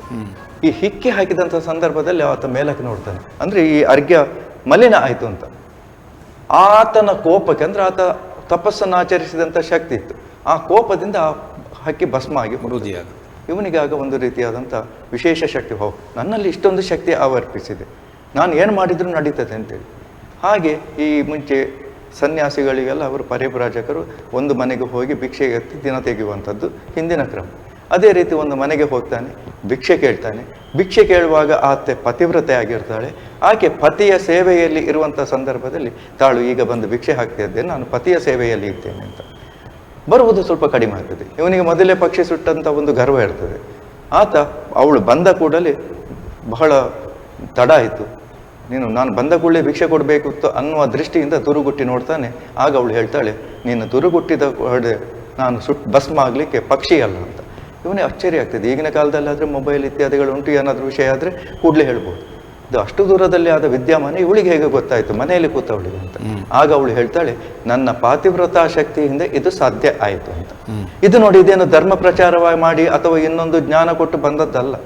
ಆ ಒಂದು ಪತಿಯನ್ನು ಹೇಗೆ ನೋಡ್ಕೊಳ್ಬೇಕು, ಪತಿಯ ಸೇವೆ ಹೇಗೆ ಮಾಡಬೇಕು ಅಂತ ಹೇಳುವ ಜ್ಞಾನ ಇದ್ದದ್ರಿಂದ ಅವಳಿಗೆ ಆ ರೀತಿಯಾದಂಥ ಶಕ್ತಿ ಬಂತು, ಆ ವಿಚಾರವನ್ನು ತಿಳಿದುಕೊಳ್ಳುವಷ್ಟು ಶಕ್ತಿ ಬಂತು. ಇವನಿಗೂ ಅದೇ ರೀತಿಯಾದಂಥ ಶಕ್ತಿ ಬಂತು. ಆಗ ಅವ ಕೇಳ್ತಾನೆ, ಹಾಗಾದ್ರೆ ನನಗಿಂತಲೂ ಹೆಚ್ಚಿನ ಶಕ್ತಿವಂತಳು ನೀನು ಈ ಜ್ಞಾನವನ್ನು ಹೇಗೆ ಪಡ್ಕೊಂಡೆ ಅಂತ. ಅವಳು ಸಹಜವಾಗಿ ಹೇಳ್ತಾರೆ, ಪತಿವ್ರತ ಧರ್ಮದಿಂದ ಅಂತ. ಹಾಗಾದ್ರೆ ನನಗೆ ನೀನು ಜ್ಞಾನವನ್ನು ಹೇಳು, ಈ ಧರ್ಮದ ಬಗ್ಗೆ ವಿಷಯವನ್ನು ತಿಳಿಸು. ನೀವೇನು ಪ್ರಶ್ನೆ ಕೇಳಿದ್ರಿ ಅದೇ ಪ್ರಶ್ನೆಯನ್ನು ಅಲ್ಲಿ ಅವಳಿಗೆ ಕೇಳುವಂಥದ್ದು, ನನಗೆ ನೀನು ಜ್ಞಾನವನ್ನು ಕೊಡಬೇಕಂತ. ಹಾಗಾದರೆ ನನಗಿಂತಲೂ ಹೆಚ್ಚಿನದಾದಂಥ ಜ್ಞಾನವನ್ನು ಮಿಥಿಲಾ ನಗರದಲ್ಲಿ ಒಬ್ಬ ಧರ್ಮವ್ಯಾಧ ಅಂತ ಹೇಳುವ ಒಬ್ಬ ಇದ್ದಾನೆ. ಅವನು ಕೆಲಸ ಅಂತ ಹೇಳುವಂಥದ್ದು ಮಾಂಸ ಮಾರಾಟ ಮಾಡುವಂಥದ್ದು. ಆದರೆ ನಿನಗೆ ಜ್ಞಾನ ಕೊಡುವಷ್ಟು ಜ್ಞಾನ ಅವನಲ್ಲೂ ಇದೆ, ನಿನಗೆ ಅಲ್ಲಿ ಹೋಗಿ ಮಾತಾಡ್ಸಂತ. ಇವನಿಗೆ ಇಂಥವಳು ಅಲ್ಲಿ ಹೇಳ್ಬೇಕಾದ್ರೆ ಅಲ್ಲಿ ಅವನು ಶಕ್ತಿ ಉಂಟಂತ ಗೊತ್ತುಂಟು. ಕಾಲ್ನಡಿಗೆಯಲ್ಲಿ ಮಿಥಿಲಾ ನಗರ ಬಹಳಷ್ಟು ದೂರ ಉಂಟದು. ಹೋಗ್ತಾನೆ, ಹೋದಾಗ ಅಲ್ಲಿ ಧರ್ಮವ್ಯಾಧ, ಅಲ್ಲಿ ಧರ್ಮದ ಬಗ್ಗೆ ಅಲ್ಲಿ ಈತನಿಗೆ ಜ್ಞಾನವನ್ನು ನೆಡುವಂಥದ್ದು. ನಾವು ಸಾಧ್ಯವಾದರೆ ಅದು ಮಹಾಭಾರತದ ಅರಣ್ಯ ಪರ್ವದಲ್ಲಿ ಧರ್ಮವ್ಯಾಧನ ಕಥೆ ಅಂತ ಬರ್ತದೆ, ಅದನ್ನು ಓದಿದ್ರೆ ಹಾಗೆ ಈ ವಿಚಾರ ಪ್ರಶ್ನೆಗಳಿಗೆ ಸಂಪೂರ್ಣವಾದಂಥ ಉತ್ತರ ಉಂಟು. ಅಲ್ಲಿ ಧರ್ಮವನ್ನು ಹೇಗೆ ಅನುಸರಿಸಿ, ನೀವು ಏನೆಲ್ಲ ಪ್ರಶ್ನೆ ಕೇಳಿದ್ರಿ ಅದಕ್ಕೆ ಪ್ರತಿ ಒಂದಕ್ಕೂ ನಮಗೆ ಮನ ಮುಟ್ಟುವಂತಹ ಉತ್ತರವನ್ನು ಧರ್ಮವ್ಯಾಧ ಆ ಬ್ರಾಹ್ಮಣನಿಗೆ ಅಲ್ಲಿ ಹೇಳಿದ್ದಾನೆ.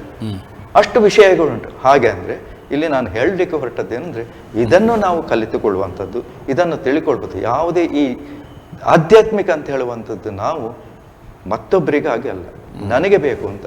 ನಾನು ಮಾಡಿದಂಥ ಕರ್ಮ ನನಗೇ ಪಡೆಯುವಂಥದ್ದು. ನಾವು ಹೇಳ್ತೇವೆ ಹಣ ಬರ ನಂದು ಅಂತೇಳಿ, ಅಥವಾ ನನ್ನ ತಲೆ ಮೇಲೆ ನನ್ನ ಕೈ, ಇದೆಲ್ಲವೂ ಪ್ರಚಲಿತದಲ್ಲಿರುವ ಮಾತು. ಹಾಗಾದ್ರೆ ಈ ಮಾತುಗಳು ಪ್ರಚಲಿತದಲ್ಲಿ ಯಾಕೆ ಬಂತು ಅಂತ ಹೇಳುವುದನ್ನು ನಾವು ಆತ್ಮವಿಮರ್ಶೆ ಮಾಡಿಕೊಳ್ಬೇಕು. ಅಂದ್ರೆ ಇದರ ಅರ್ಥ ಏನಂದ್ರೆ, ನಾವು ಮಾಡಿದಂಥ ಕರ್ಮಗಳನ್ನು ನಾವು ಅನುಭವಿಸಬೇಕಾದ್ರೆ ಇದನ್ನು ನಾವು ಚಾಚು ತಪ್ಪದೆ ಈ ಧರ್ಮವನ್ನು ನಾವು ಅನುಸರಿಸಬೇಕು.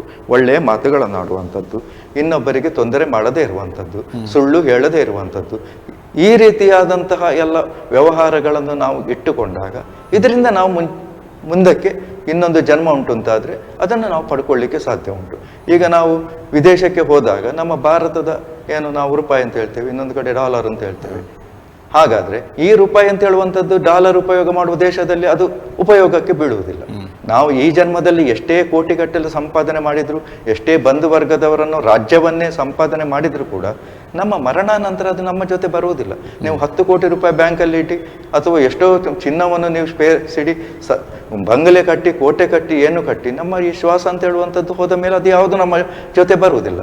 ಹಾಗಾದ್ರೆ ಅದು ಜೊತೆಯಲ್ಲಿ ಬರುವುದು ಯಾವುದು ಎಂಬುದು ನಾವು ಹೇಳುವುದಾದ್ರೆ ನಾವು ಮಾಡಿದಂತಹ ಪಾಪ ಪುಣ್ಯಗಳು ಮಾತ್ರ.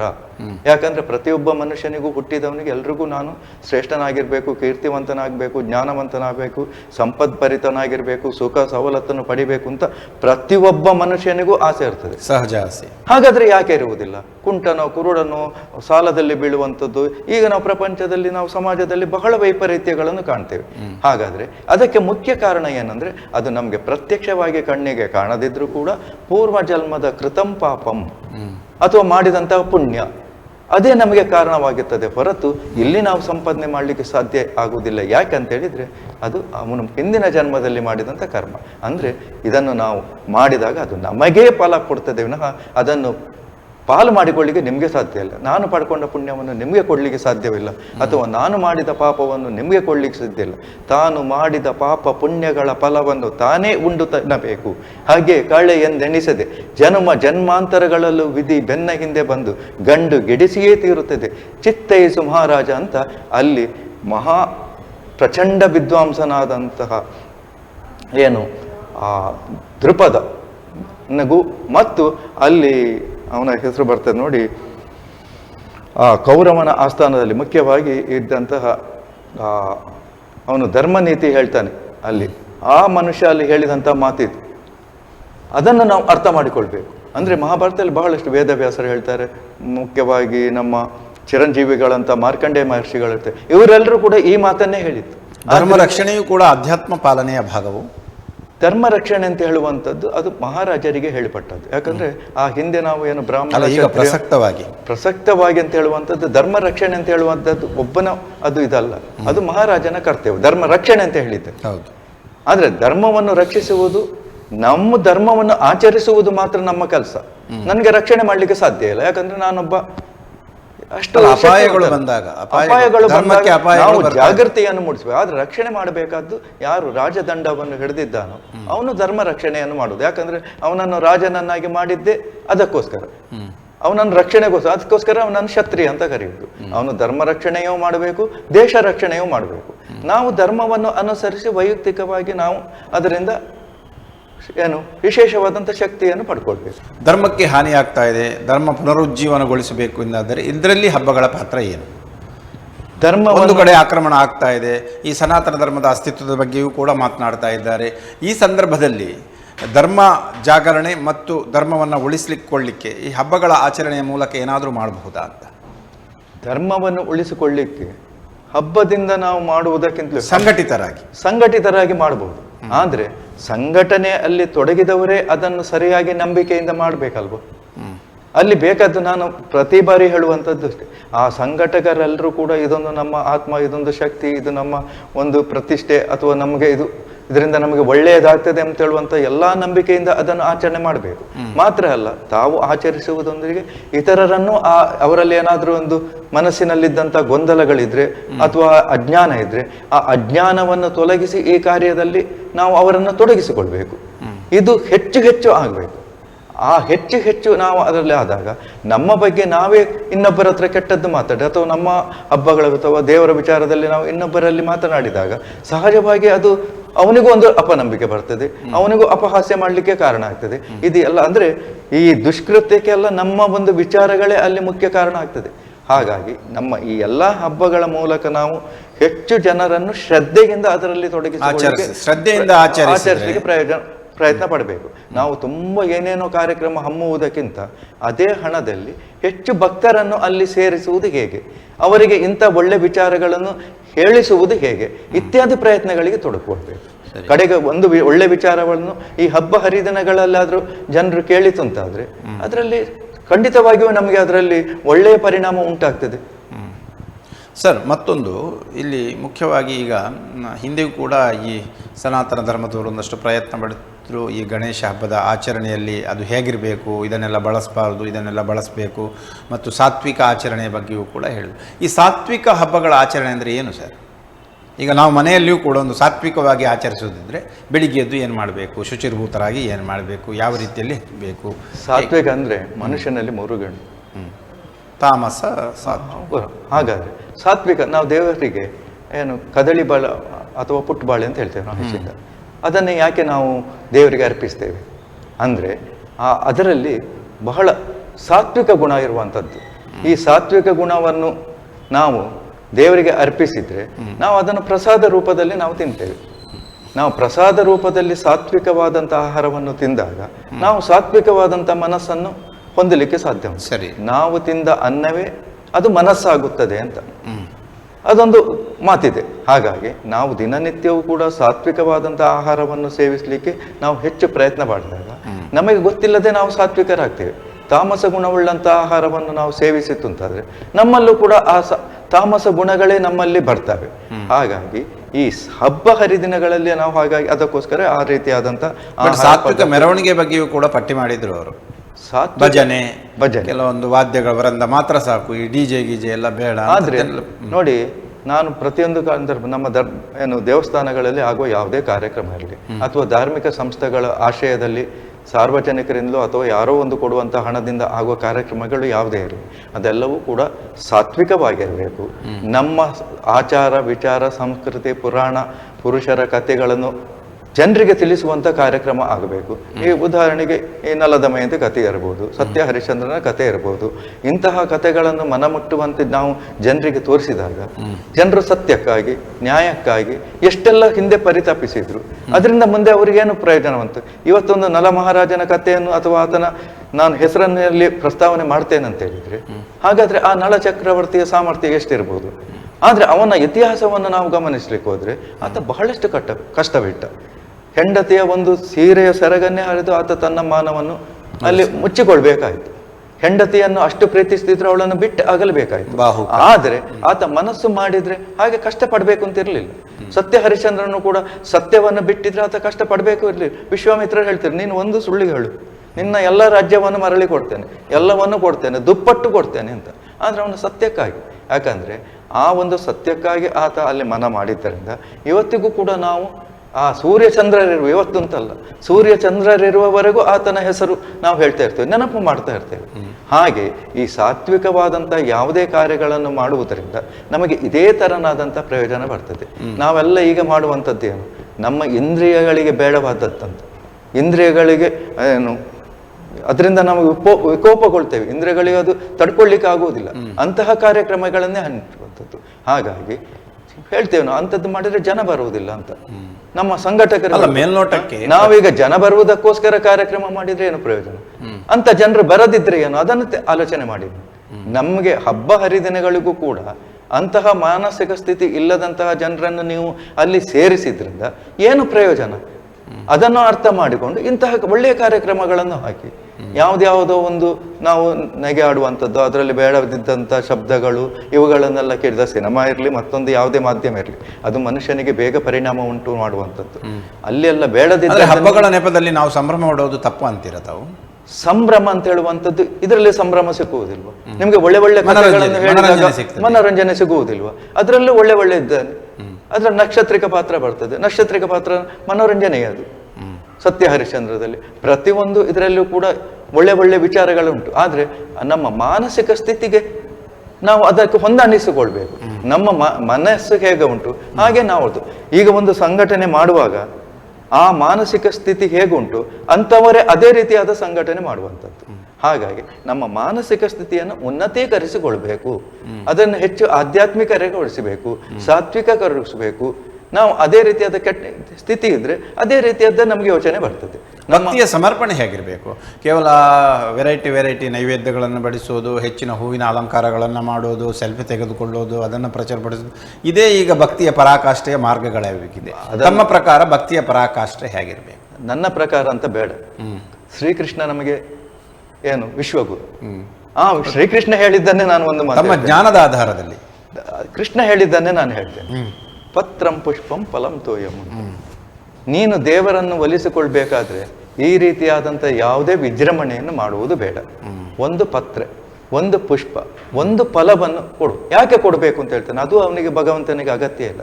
ಅಂದರೆ ನಿನ್ನ ಭಕ್ತಿಯನ್ನು ಒಂದು ನಿವೇದನೆ ಮಾಡಲಿಕ್ಕೆ, ನಾನು ಒಬ್ಬ ದೇವರನ್ನು ಪೂಜೆ ಮಾಡ್ತೇನೆ ಅಂತ ಹೇಳೋದಕ್ಕೆ ಒಂದು ಏನಾದರೂ ಒಂದು ಆಧಾರ ಬೇಕಲ್ಲ. ಅದಕ್ಕೆ ದೇವರನ್ನು ಪುಷ್ಪಾರ್ಚನೆ ಅಂತ. ಆ ಪುಷ್ಪ ಅಂತ ಹೇಳುವಂಥದ್ದು ನೀವು ಎಲ್ಲೆಲ್ಲಿಂದೋ ತರುವುದು ಬೇಡ. ಎಲ್ಲೆಲ್ಲಿಂದೋ ತಂದಾಗ ಅದು ನಿಜಕ್ಕೂ ಮಲಿನ ಆಗಿರ್ತದೆ, ಅದು ಒಳ್ಳೇದಿರುವುದಿಲ್ಲ. ನಾವು ನೋಡ್ತೇವೆ ಎಲ್ಲೆಲ್ಲಿಂದೋ ಬಸ್ಸಿನಲ್ಲಿ ತರ್ತಾರೆ, ನೆಲಕ್ಕೆ ಹಾಕ್ತಾರೆ, ಅಲ್ಲಿ ಮುಂಚಿನ ದಿನ ಮೂತ್ರ ಮಾಡಿದ್ರೂ ಇರ್ಬೋದು, ಅದರ ಮೇಲೆ ತಂದು ಹಾಕ್ತಾರೆ. ಅದನ್ನು ಗಣಪತಿಗೂ ಮತ್ತೊಂದು ನಾವು ತೆಗೆದುಕೊಂಡು ಹೋಗಿ ಹಾಕ್ತೇವೆ. ಅದನ್ನು ನಾವು ಎಷ್ಟೇ ನೀರು ಹಾಕಿ ಶುದ್ಧ ಮಾಡ್ಲಿಕ್ಕೂ ಆಗುವುದಿಲ್ಲ. ಅದರ ಬದಲು ನಿಮ್ಮ ಮನೆಯ ವಾತಾವರಣದಲ್ಲಿ ಬೆಳೆದಂತ ಯಾವುದೇ ಒಂದು ಪುಷ್ಪವನ್ನು ನೀವು ಭಕ್ತಿಯಿಂದ, ಅಯ್ಯೋ ಇದು ನನ್ನ ದೇವರಿಗೆ.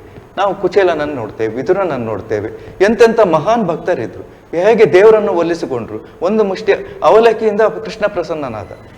ವಿದುರನ ಅಂತ ಕೌರವಾದಿಗಳು ಬಂದು ಕಂಬಳಿಯನ್ನು ಹಾಸಿ ಅವನಿಗೆ ಷಡ್ರಸ ಭೋಜನಗಳನ್ನು ಮಾಡಿ ಕೃಷ್ಣ ಬರ್ತಾನಂದ್ರು, ಅಲ್ಲಿ ಕೃಷ್ಣ ಹೋಗ್ಲಿಲ್ಲ.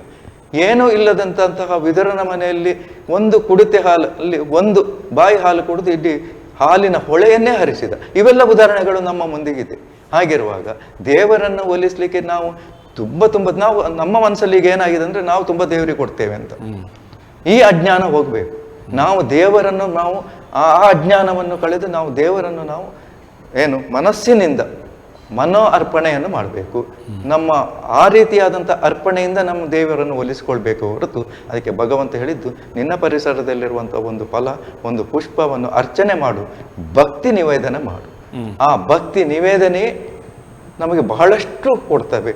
ಜನ್ಮ ಜನ್ಮಾಂತರಗಳಲ್ಲೂ ಕೂಡ ಅದರ ಫಲ ನಮಗೆ ಸಿಗ್ತದೆ. ಅದಕ್ಕೊಂದು ಸಣ್ಣದಾದಂಥ ಪರಿಪೂರ್ಣವಾದ ನಿಷ್ಕಲ್ಮಶವಾದಂತಹ ನೀವು ಆತ್ಮನಿವೇದನೆಯನ್ನು ಮಾಡಲಿಕ್ಕೆ ಕರೀರಿ. ನವವಿಧ ಭಕ್ತಿಗಳಲ್ಲಿ ಇದಕ್ಕಿಂತ ದೊಡ್ಡದಾದಂಥ ಭಕ್ತಿ ಮತ್ತೊಂದಿಲ್ಲ. ಅದನ್ನು ಈ ಹಬ್ಬ ಹರಿದಿನಗಳಲ್ಲಿ ನಾವು ಮಾಡಲಿಕ್ಕೆ ಕಲಿತು ನಾವು ಸುಕೃತಿಯನ್ನು ಪಡಿಬೇಕು. ಅಂದರೆ ತಮ್ಮ ಅರ್ಥದ ಪ್ರಕಾರ ನಮ್ಮ ಸ್ಟೇಟಸ್ಗಾಗಿ ಅಥವಾ ವಾಟ್ಸಪ್ ಸ್ಟೇಟಸ್ಗಾಗಿ ಹಬ್ಬ ಆಚರಿಸೋದು ಖಂಡಿತವಾಗಿ ಬೇಡ. ದೇವರಿಗಾಗಿ, ಆತ್ಮೋನ್ನತಿಗಾಗಿ, ಆತ್ಮ ನಿವೇದನೆಗಾಗಿ, ಆತ್ಮ ಸಂತೋಷಕ್ಕಾಗಿ ಹಬ್ಬವನ್ನು ಆಚರಿಸಿಕೊಳ್ಳಬೇಕು. ನಿಮಗೆ ಅಂತಹ ಕಾರ್ಯಕ್ರಮ ಮಾಡಲಿಕ್ಕೆ ಬೇಕಾದಷ್ಟು ಬೇರೆ ಬೇರೆ ಅವಕಾಶ ಮಾರ್ಗಗಳು ಇವೆ. ಇಂತಹ ಸಂದರ್ಭದಲ್ಲಿ ಅದನ್ನು ಯಾಕೆ ಹಾಕ್ತೀರಿ? ಆ ಸಂದರ್ಭದಲ್ಲಿ ಅದು ಹೆಚ್ಚುತ್ತಾ ಇವೆಲ್ಲ ಗುರುಗಳೇ. ಅದೇ ಕೇಳುವುದು, ಕಳವಳ ನಮ್ದು ಅದೇ. ಅದಕ್ಕೆ ಖಾಲಿ ಸ್ಟೇಟಸ್ಗಾಗಿ ಹಬ್ಬ ಆಚರಿಸುವವರು ಇದ್ದಾರೆ. ಇದೆ. ಅದು ನಮ್ಮ ಒಂದು ವಿಷಯದಲ್ಲಿ ಹೇಳುವುದಾದ್ರೆ ಅದು ಕಲಿಯುಗ ಧರ್ಮವೇ ಹಾಗೆ. ಅಲ್ಲಿ ಮಾರ್ಕಂಡೇಯ ಮಹರ್ಷಿಗಳು ಕಲಿಯುಗ ಅಂದರೆ ಏನು ಅದನ್ನು ನೀವು ಅದರಲ್ಲಿ ಬಂದ್ರೆ ಎಲ್ಲವೂ ಈ ರೀತಿಯಾಗಿ ಬರ್ತದೆ. ಆದ್ರೂ ಕೂಡ ನೋಡಿ, ಒಂದು ಸಣ್ಣ ಉದಾಹರಣೆ. ಅರ್ಧ ಜ್ಞಾನವು ಅಲ್ಲ, ಈ ಜನರಲ್ಲಿರುವಂತ ಒಳ್ಳೆ ವಿಷಯಗಳು ಜನರಿಗೆ ಈಗ ಬೇಡ. ಕೆಟ್ಟ ವಿಷಯಗಳ ಬಗ್ಗೆ ಆಕರ್ಷಣೆ ಹೊಂದುವಂಥದ್ದು ಹೀಗೆ. ಯಾಕಂದ್ರೆ ಈ ಧರ್ಮ ಅಂತ ಹೇಳುವಂಥದ್ದೇ ಹಾಗೆ. ಆ ಗೋವಿನ 4 ಪಾದ ಇದ್ದ ಹಾಗೆ. ಈಗ ಏನಾಗಿದೆ ಅಂದ್ರೆ ಆ 3 ಪಾದ ಅಂತ ಹೇಳುವಂಥದ್ದು ಕುಂಠಿತ, ಧರ್ಮದ 3 ಪಾದ ಕುಂಠಿತವಾಗಿದೆ. ಈಗ ಒಂದು ಪಾದದಲ್ಲಿ ಈಗ ಧರ್ಮ ನಿಂತಿದೆ, ಅದು ಈಗ ಕಲಿಯುಗದಲ್ಲಿ ಇದೆ. ಅದು ಕೊನೆಯ ಅಂತ್ಯದಲ್ಲಿ ಕೊನೆಗೆ ಅದು ಕೂಡ ಆಗುವಂಥದ್ದು. ಹಾಗಾಗಿ ಕೃತಯುಗದಲ್ಲಿ ಮನುಷ್ಯರಿಗೆ ಸ್ವರ್ಗಲೋಕಕ್ಕೂ ಭೂಲೋಕಕ್ಕೂ ಹೋಗಿ ಬರಲಿಕ್ಕೆ ಸಾಧ್ಯ ಇತ್ತು, ಸಶರೀರರಾಗಿ, ಮರಣ ಹೊಂದಿದ ಮೇಲಲ್ಲ. ಯಾಕಂದ್ರೆ ಆಗ ಅವರ ಡಿಕ್ಷನರಿಯಲ್ಲಿ ಅವರಲ್ಲಿ ಅಧರ್ಮ ಅಂತ ಹೇಳಿದ್ರೆ ಏನಂತ ವಿಷಯವೇ ಇರಲಿಲ್ಲ. ಯಾವಾಗ ಅವರು ಅಧರ್ಮಿಗಳು ಇನ್ನೊಬ್ಬರನ್ನು ಮಾನಸಿನಲ್ಲಿ ಆದ್ರೂ ಅವರು ನೋಯಿಸ್ತಿರ್ಲಿಲ್ಲ, ಮನಸ್ಸಿನಲ್ಲೂ ಕೆಟ್ಟದ್ದು ವ್ಯಕ್ತಪಡಿಸ್ತಿರ್ಲಿಲ್ಲ. ಈಗ ನೋಡಿ, ದಿನನಿತ್ಯ ಆದ್ರೂ ಕೊಲೆ, ದರೋಡೆ, ಸುಳ್ಳು, ಅದು ನಾವು ಬಾಯಲ್ಲಿ ಹೇಳಲಿಕ್ಕೆ ನಾಚಿಕೆ ಆಗ್ತದೆ. ಮುಂಚೆ ಎಲ್ಲೋ ಒಂದು ತಾಮಸಿಕ ಪ್ರವೃತ್ತಿಗಳು ಬಹಳಷ್ಟು ಹೆಚ್ಚಾಗಿದೆ. ಈ ತಾಮಸಿಕ ಪ್ರವೃತ್ತಿಯನ್ನು ಕಳ್ಕೊಳ್ಳುವುದು ಹೇಗೆ? ಅದಕ್ಕೆ ನಾವು ಅಧ್ಯಾತ್ಮ ಬೇಕು, ಆಧ್ಯಾತ್ಮಿಕ ಬೇಕು. ಆಧ್ಯಾತ್ಮಿಕ ಚಿಂತನೆಯಿಂದ ಮಾತ್ರ ಮನುಷ್ಯ ಇಹದಲ್ಲೂ ಪರದಲ್ಲೂ ಆಗುವ ತೊಂದರೆಯನ್ನು ಕಳ್ಕೊಳ್ಬಹುದೇ ಹೊರತು ಮತ್ತೆ ಯಾವುದೇ ಮಾರ್ಗ ಅವನಿಗೆ ಇಲ್ಲ ಎಂಬುದನ್ನು ಸ್ವತಃ ಆತನ ಮನಸ್ಸಿಗೆ ಅರ್ಥ ಆದಾಗ ಮಾತ್ರ ಅದು ಸಾಧ್ಯ ಆಗ್ತದೆ. ಸರಿ, ಕೊನೆಯದಾಗಿ ಹಬ್ಬಗಳ ಸಾಲು ಆಗಮಿಸ್ತಾ ಇದೆ. ಈ ಹಬ್ಬಗಳನ್ನು ಜನರು, ಆಸ್ತಿಕ ಬಾಂಧವರು ಯಾವ ರೀತಿಯಲ್ಲಿ ಆಚರಿಸಿಕೊಳ್ಬೇಕು ಅನ್ನುವಂಥ ಒಂದು ಪುಟ್ಟ ಬ್ರೀಫ್ ಆಗಿ ತಾವು ಹೇಳಿ. ಸಾಮಾನ್ಯವಾಗಿ ನಮ್ಮ ಋಷಿ ಮುನಿಗಳು, ನಮ್ಮ ಹಿರಿಯರು ನಮಗೊಂದು ಮಾರ್ಗದರ್ಶನವನ್ನು ಹಾಕಿದ್ದಾರೆ. ವರಮಹಾಲಕ್ಷ್ಮಿ ವ್ರತವನ್ನು ಹೇಗೆ ಆಚರಿಸಬೇಕು, ಗಣೇಶೋತ್ಸವವನ್ನು ಹೇಗೆ ಆಚರಿಸಬೇಕು. ಆಚರಿಸುವುದು ಮಾತ್ರ ಅಲ್ಲ, ಆಯಾ ಸಂದರ್ಭದಲ್ಲಿ ಯಾವ ಯಾವ ರೀತಿಯ ಭಕ್ಷ್ಯ ಭೋಜ್ಯಗಳನ್ನು ಮಾಡಬೇಕು ಅಂತ. ಅಂದರೆ ಈ ಭಕ್ಷ್ಯ ಭೋಜ್ಯಗಳ ಎಲ್ಲವೂ ಕೂಡ ಆಯಾಯ ಸಂದರ್ಭಕ್ಕೆ ಅನುಗುಣವಾಗಿ, ಅವನ ದೇಹ ಪ್ರಕೃತಿಗೆ ಅನುಗುಣವಾಗಿ ಆಗ ಮಾಡಿಟ್ಟಂಥದ್ದು. ಅದು ದೇವರಿಗೆ ಪ್ರೀತಿ ಅಂತ ನಾವು ಪೂರ್ತಿ ಹೇಳಲಿಕ್ಕೆ ಆಗುವುದಿಲ್ಲ. ದೇವರಿಗೆ ಅಂತ ಕೊಟ್ಟು ನಾವು ಪ್ರಸಾದ ರೂಪದಲ್ಲಿ ತಿನ್ನುವುದರಿಂದ ಅದು ನಮ್ಮ ದೇಹಕ್ಕೆ ಹಿತ ಅಂತ ಅನ್ನಿಸ್ತದೆ. ಎಲ್ಲವೂ ಕೂಡ ಈ ಕೆಸುವಿನಿಗೆಲೆ, ಈ ಆಟಿ ತಿಂಗಳಲ್ಲಿ ತಿಂದಷ್ಟು ಮತ್ತೆ ಯಾವುದು ಬೇಷ ತಿಂಗಳಲ್ಲಿ ಅಥವಾ ಇನ್ನೊಂದು ತಿಂದ್ರೆ ನಮ್ಮ ದೇಹಕ್ಕೆ ಒಗ್ಗುವುದಿಲ್ಲ. ಹಾಗಾಗಿ ಆಗ ಗಜಾನನಿಗೆ ಪತ್ರೊಡೆ ಮಾಡುವಂಥದ್ದು ಒಂದುಂಟು. ಅಥವಾ ಈ ಸಂದರ್ಭದಲ್ಲಿ ಪಿತೃಪಕ್ಷ ಅಂತ ಬರ್ತದೆ. ಆಗ ಅವರಿಗೆ ಇಷ್ಟ ಅಂತೇಳಿ ಮಾಡುವಂಥದ್ದುಂಟು. ಯಾಕಂದ್ರೆ ಅವರಿಗೆ ಇಷ್ಟವೋ ಕಷ್ಟವೋ ಅಂತ ಹೇಳುವುದು ಮುಖ್ಯ. ಆದ್ರೆ ನಮಗೆ ಅದರಿಂದ ಪ್ರಯೋಜನ ಹೆಚ್ಚು. ನಮ್ಮ ದೇಹಗಳಿಗೆ, ಮನುಷ್ಯನ ದೇಹಕ್ಕೆ ಅದು ತೆಗೆದುಕೊಳ್ತದೆ. ಹಾಗಾಗಿ ಆಯಾ ಹಬ್ಬಗಳಲ್ಲಿ ಯಾವ ಯಾವ ಭಕ್ಷ್ಯ ಭೋಜ್ಯಗಳನ್ನು ಹೇಳಿದ್ದಾರೋ, ಯಾವ ರೀತಿ ಪೂಜೆ ಮಾಡಬೇಕು ಅಂತ ನಮ್ಮ ಹಿಂದಿನವರು ಮಾರ್ಗದರ್ಶನವನ್ನು ಮಾಡಿದ್ದಾರೋ, ಮತ್ತು ಯಾವ ಮಂತ್ರಗಳನ್ನು, ಯಾವ ಶ್ಲೋಕಗಳನ್ನು, ಯಾವ ಸಂದರ್ಭದಲ್ಲಿ, ಯಾವ ಹೊತ್ತಿನಲ್ಲಿ ಹೇಗೆ ಪೂಜೆ ಮಾಡಬೇಕು ಇತ್ಯಾದಿಗಳನ್ನು ಮಾಡಿದ್ದಾರೋ, ಅದೇ ರೀತಿಯಾಗಿ ನಾವು ಪೂಜೆ ಪುನಸ್ಕಾರಗಳನ್ನು ಮಾಡಿಕೊಳ್ಬೇಕೆ ಹೊರತು ನಾವು ವೈಭೋಗಕ್ಕಾಗಿಯೋ, ನಮ್ಮಲ್ಲಿ ಬಹಳಷ್ಟು ಹಣ ಉಂಟು ಅಂತೇಳಿ ಅದನ್ನು ವೈಪರೀತ್ಯಕ್ಕೂ ಅಲ್ಲಿ ಮಾಡಲಿಕ್ಕೆ ಖಂಡಿತವಾಗಿಯೂ ಹೋಗಬಾರ್ದು. ಇದರಿಂದ ನಾವು ಬೇರೆ ಬೇರೆ ವಿಷಯಕ್ಕೆ ಹೆಚ್ಚು ಗಮನ ಕೊಟ್ಟಾಗ ನಮಗೆ ಭಕ್ತಿಯ ಬಗ್ಗೆ ಹೆಚ್ಚು ಗಮನ ಹೋಗುವುದಿಲ್ಲ. ನಾವು ಈ ಸಂದರ್ಭದಲ್ಲಿ ದೇವರ ಬಗ್ಗೆ ಹೆಚ್ಚಿನದಾದಂಥ ಚಿಂತನೆಯನ್ನು ಮಾಡುವ, ಆ ಚಿಂತನೆಗೆ ಹೆಚ್ಚು ಜನರನ್ನು ನಾವು ಸೇರಿಸಿಕೊಳ್ಳುವ. ಅಲ್ಲಿ ದೇವರ ಕುರಿತಾದ ಚಿಂತನೆ ಬಿಟ್ಟು ಉಳಿದ ಚಿಂತನೆಯನ್ನು ಸಂಪೂರ್ಣವಾಗಿ ಬಿಡಬೇಕು. ಯಾಕಂದ್ರೆ ಅಲ್ಲಿ ನಾವು ಏಕಾಗ್ರತೆಯನ್ನು ಸಾಧಿಸುವ ವಿಧಾನವೇ ಹಾಗೆ. ನಮ್ಮ ವಿಷಯಗಳಿಗೆ ಬಿರಿತು ಇತರ ವಿಷಯಗಳಿಗೆ ವೈರಾಗ್ಯಗಳನ್ನು ತಾಳಿದಾಗ ನಾವು ಏಕಾಗ್ರತೆಯನ್ನು, ಜ್ಞಾನವನ್ನು, ಶಕ್ತಿಯನ್ನು ಪಡ್ಕೊಳ್ಳಿಕ್ಕೆ ಸಾಧ್ಯ ಉಂಟು. ಅದನ್ನು ನಾವು ಈ ಹಬ್ಬ ಹರಿದಿನಗಳಲ್ಲಿ ಖಂಡಿತವಾಗಿ ಮಾಡಿದಾಗ ನಮಗೆ ಯಶಸ್ಸು ಉಂಟಾಗ್ತದೆ. ಅಂದರೆ ತಮ್ಮ ಪ್ರಕಾರ ಶುದ್ಧ ಮನಸ್ಸಿನಿಂದ, ನಿರ್ಮಲ ಭಾವದಿಂದ, ನಿಷ್ಕಲ್ಮಶ ಮನೋಭಾವದಿಂದ ಭಗವಂತನನ್ನು ಆರಾಧಿಸಬೇಕು. ಭಕ್ತಿಯಿಂದ, ಶ್ರದ್ಧೆಯಿಂದ, ಅದರೊಂದಿಗೆ ಮುಖ್ಯವಾಗಿ ಕುಟುಂಬ ಸಮೇತರಾಗಿ ಹಬ್ಬವನ್ನು ಆಚರಿಸಬೇಕು. ಖಂಡಿತವಾಗಿಯೂ ಮಾಡಿದಾಗ, ಯಾಕಂದ್ರೆ ಇತ್ತೀಚಿನ ದಿನಗಳಲ್ಲಿ ಅಪ್ಪ ಏನೋ ಪೂಜೆ ಮಾಡಿ ಡ್ಯೂಟಿಗೆ ಹೋದ, ಇವರೇನೋ ಅಡುಗೆ ಮಾಡಿ ತಿಂದ್ರು, ಇಂಥದ್ದೇ ಪರಿಸ್ಥಿತಿ. ಬಟ್ ಕುಟುಂಬ ಸಮೇತರಾಗಿ ಎಲ್ಲವನ್ನ ಮಾಡಬೇಕು ಆ ದಿನದ. ಅದು ಕೂಡ ಬಹಳ ಪ್ರೀತಿಯಿಂದ, ಅಂದ್ರೆ ನಾವು ಅದರಿಂದ ನಮಗೆ ಸಂತೋಷ ಬರಬೇಕು. ನಾವು ದೇವರನ್ನು ನಾವು ಪ್ರೀತಿ ಮಾಡಿದಾಗ, ನಾವೊಬ್ಬರು ನಮ್ಮ ಮುದ್ದು ಮಗುವಿನ ಮುಖವನ್ನು ಕಂಡಾಗ ನಮಗೆ ಎಷ್ಟು ಸಂತೋಷ ಆಗ್ತದೆ, ಅದೇ ರೀತಿ ನಾವು ದೇವತಾ ಆರಾಧನೆ ಮಾಡಿದಾಗ ಆ ಸಂತೋಷದ ಅನುಭವವನ್ನು ನಾವು ಪಡ್ಕೊಳ್ಬೇಕು. ಅಡುಗೆಯೂ ಸಾತ್ವಿಕವಾಗಿರ್ಬೇಕು. ಮನರಂಜನೆ ಒಂದಷ್ಟು ಸಂಜೆ ಮನರಂಜನೆ ಭಜನೆ ಮೂಲಕ ಒಳ್ಳೆ ಭಜನೆಗಳನ್ನು ಮಾಡುವುದು, ಒಳ್ಳೆ ಕಥೆಗಳನ್ನು ಕೇಳಬಹುದು. ಮುಂಚೆ ಎಲ್ಲ ಹರಿಕಥೆ ಅಂತ ಇತ್ತು. ಈಗ ಆ ಹರಿಕಥೆ ಅಂತ ಹೇಳುವಂಥದ್ದು ಈಗ ಬಾಯಿ ಮಾತಲ್ಲೇ ಉಳಿದಿದ್ದ ಎಲ್ಲೂ ಆಚರಣೆಯಲ್ಲಿಲ್ಲ. ಇಂಥ ಸಂದರ್ಭದಲ್ಲಿ ಒಳ್ಳೆ ಹರಿದಾಸರಿಂದ ಹರಿಕಥೆಯನ್ನು ಮಾಡುವಂಥದ್ದು, ಅವರು ಭಜನೆಯನ್ನು ಹೇಳುವಾಗ ಅದನ್ನು ನಾವು ಪುನರುಚ್ಚರಿಸುವುದು. ಯಕ್ಷಗಾನ ಅಂತ ಹೇಳಿದ್ರು, ಈಗ ಯಕ್ಷಗಾನ ಅಂತ ಹೇಳಿದ್ರೆ ಅದು ವಿಪರೀತ ಆಗಿಬಿಟ್ಟಿದೆ. ಆದ್ರೂ ಒಂದು ಧಾರ್ಮಿಕ ಪ್ರಸಂಗಗಳನ್ನು, ಪೌರಾಣಿಕ ಪ್ರಸಂಗಗಳಂತ ಯಕ್ಷಗಾನವನ್ನು ಮಾಡಿಸುವಂಥದ್ದು ಸೂಕ್ತ. ಸರಿ, ಗುರುಗಳಂಥ ನಟರಾಜ್ ಪರ್ಕಳರವರೇ, ತಮ್ಮ ಅತ್ಯಮೂಲ್ಯ ಮಾಹಿತಿಗಾಗಿ ಧನ್ಯವಾದಗಳನ್ನು ಸಮರ್ಪಿಸ್ತಾ ಇದ್ದೇವೆ. ವೀಕ್ಷಕರೇ, ಪ್ರಸಕ್ತವಾಗಿ ಹಬ್ಬಗಳು ಇನ್ನು ಎದುರಿವೆ. ಹಬ್ಬಗಳನ್ನು ಬಹಳ ಅರ್ಥಪೂರ್ಣವಾಗಿ ಆಚರಿಸಬೇಕು. ಆ ನಿಟ್ಟಿನಲ್ಲಿ ನಾವು ಶುಭ ಫಲಗಳನ್ನು ಸಂಪಾದಿಸಿಕೊಳ್ಬೇಕು ವಿನಃ ಕೇವಲ ಹಬ್ಬರ ಅತಿರೇಕ ಮತ್ತು ಆಡಂಬರ ವಿಜೃಂಭಣೆಯಿಂದ ಹಬ್ಬವನ್ನು ಆಚರಿಸಿದರೆ ಯಾವುದೇ ಸೂಕ್ತ ಫಲಗಳು ಲಭ್ಯ ಆಗೋದಿಲ್ಲ. ಮತ್ತು ನಮ್ಮ ಆತ್ಮವನ್ನು ಅರಿಯೋದಕ್ಕೆ, ಆತ್ಮಜ್ಞಾನವನ್ನು ಪಡೆಯೋದಕ್ಕೆ, ಆತ್ಮ ಸಂತೋಷವನ್ನು ಪಡೆಯೋದಕ್ಕೆ ಸಾಧ್ಯವಿಲ್ಲ. ನಮ್ಮ ಜೀವನದ ಗುರಿ ಒಂದೇ, ಅದು ಆತ್ಮ ಸಂತೋಷವನ್ನು ಸಿದ್ಧಿಸುವುದು. ಈ ಹಿನ್ನೆಲೆಯಲ್ಲಿ ಹಬ್ಬಗಳ ಆಚರಣೆಯನ್ನು ಅರ್ಥಪೂರ್ಣವಾಗಿ ಮಾಡಿದರೆ ಮಾತ್ರ ಆತ್ಮ ಸಂತೋಷವನ್ನು ಪಡೆಯಬಹುದು ಅನ್ನೋದನ್ನು ನಿಖರವಾಗಿ, ಬಹಳ ನಿಷ್ಠುರವಾಗಿ ಮಾನ್ಯ ನಟರಾಜ್ ಪರ್ಕಳರವರು ನಮಗೆ ತಿಳಿಸಿದ್ದಾರೆ. ಈ ಹಂತದಲ್ಲಿ ಇದನ್ನು ವೀಕ್ಷಿಸಿದಂಥ ಎಲ್ಲ ಆಸ್ತಿಕ ಬಾಂಧವರು ಧರ್ಮಾನುಷ್ಠಾನದ ಹಿನ್ನೆಲೆಯಲ್ಲಿ ಆದಷ್ಟು ಸರಳವಾಗಿ, ಸಾತ್ವಿಕವಾಗಿ, ಕುಟುಂಬ ಸಮೇತರಾಗಿ ಹಬ್ಬವನ್ನು ಆಚರಿಸಿಕೊಳ್ಳಿ. ಆ ಮೂಲಕವಾಗಿ ಒಂದಷ್ಟು ಧಾರ್ಮಿಕ ಸಿದ್ಧಿಯನ್ನು ಕೂಡ ಪಡೆದುಕೊಂಡು, ಒಂದು ಪಾರಮಾರ್ಥಿಕವಾದಂಥ ಒಂದು ಆನಂದವನ್ನು ಕೂಡ ಪಡೆದುಕೊಂಡು, ಮತ್ತು ಮನರಂಜನೆಯಂಥ ಮಾರ್ಗಗಳ ಮೂಲಕ ಆನಂದವನ್ನು ಪಡೆದುಕೊಂಡು ತಮ್ಮ ಜೀವನವನ್ನು ಪಾವನಗೊಳಿಸುವಂಥ ಪ್ರಯತ್ನದಲ್ಲಿ ಭಗವಂತನಿಗೆ ತಮ್ಮ ಜೀವನವನ್ನು ಅರ್ಪಿಸಿಕೊಳ್ಳುತ್ತಾ ಮುಂದಿನ ಜೀವನವನ್ನು ಸಾಗಿಸಿ ಅನ್ನುವಂಥ ಮನವಿಯನ್ನು ಮಾಡಿಕೊಳ್ತಾ ಇದ್ದೇವೆ. ಮತ್ತೆ ಭೇಟಿಯಾಗೋಣ. ಎಲ್ಲರಿಗೂ ಕೂಡ ಪೂರ್ವಭಾವಿಯಾಗಿ ಎಲ್ಲ ಹಬ್ಬಗಳ ಶುಭಾಶಯಗಳನ್ನು ಕೋರುತ್ತಾ ಕಾರ್ಯಕ್ರಮವನ್ನು ಮುಗಿಸ್ತಾ ಇದ್ದೇವೆ. ಮತ್ತೆ ಭೇಟಿಯಾಗೋಣ ಮುಂದಿನ ವಾರ. ಅಲ್ಲಿವರೆಗೆ ನಮಸ್ಕಾರ, ಧನ್ಯವಾದ.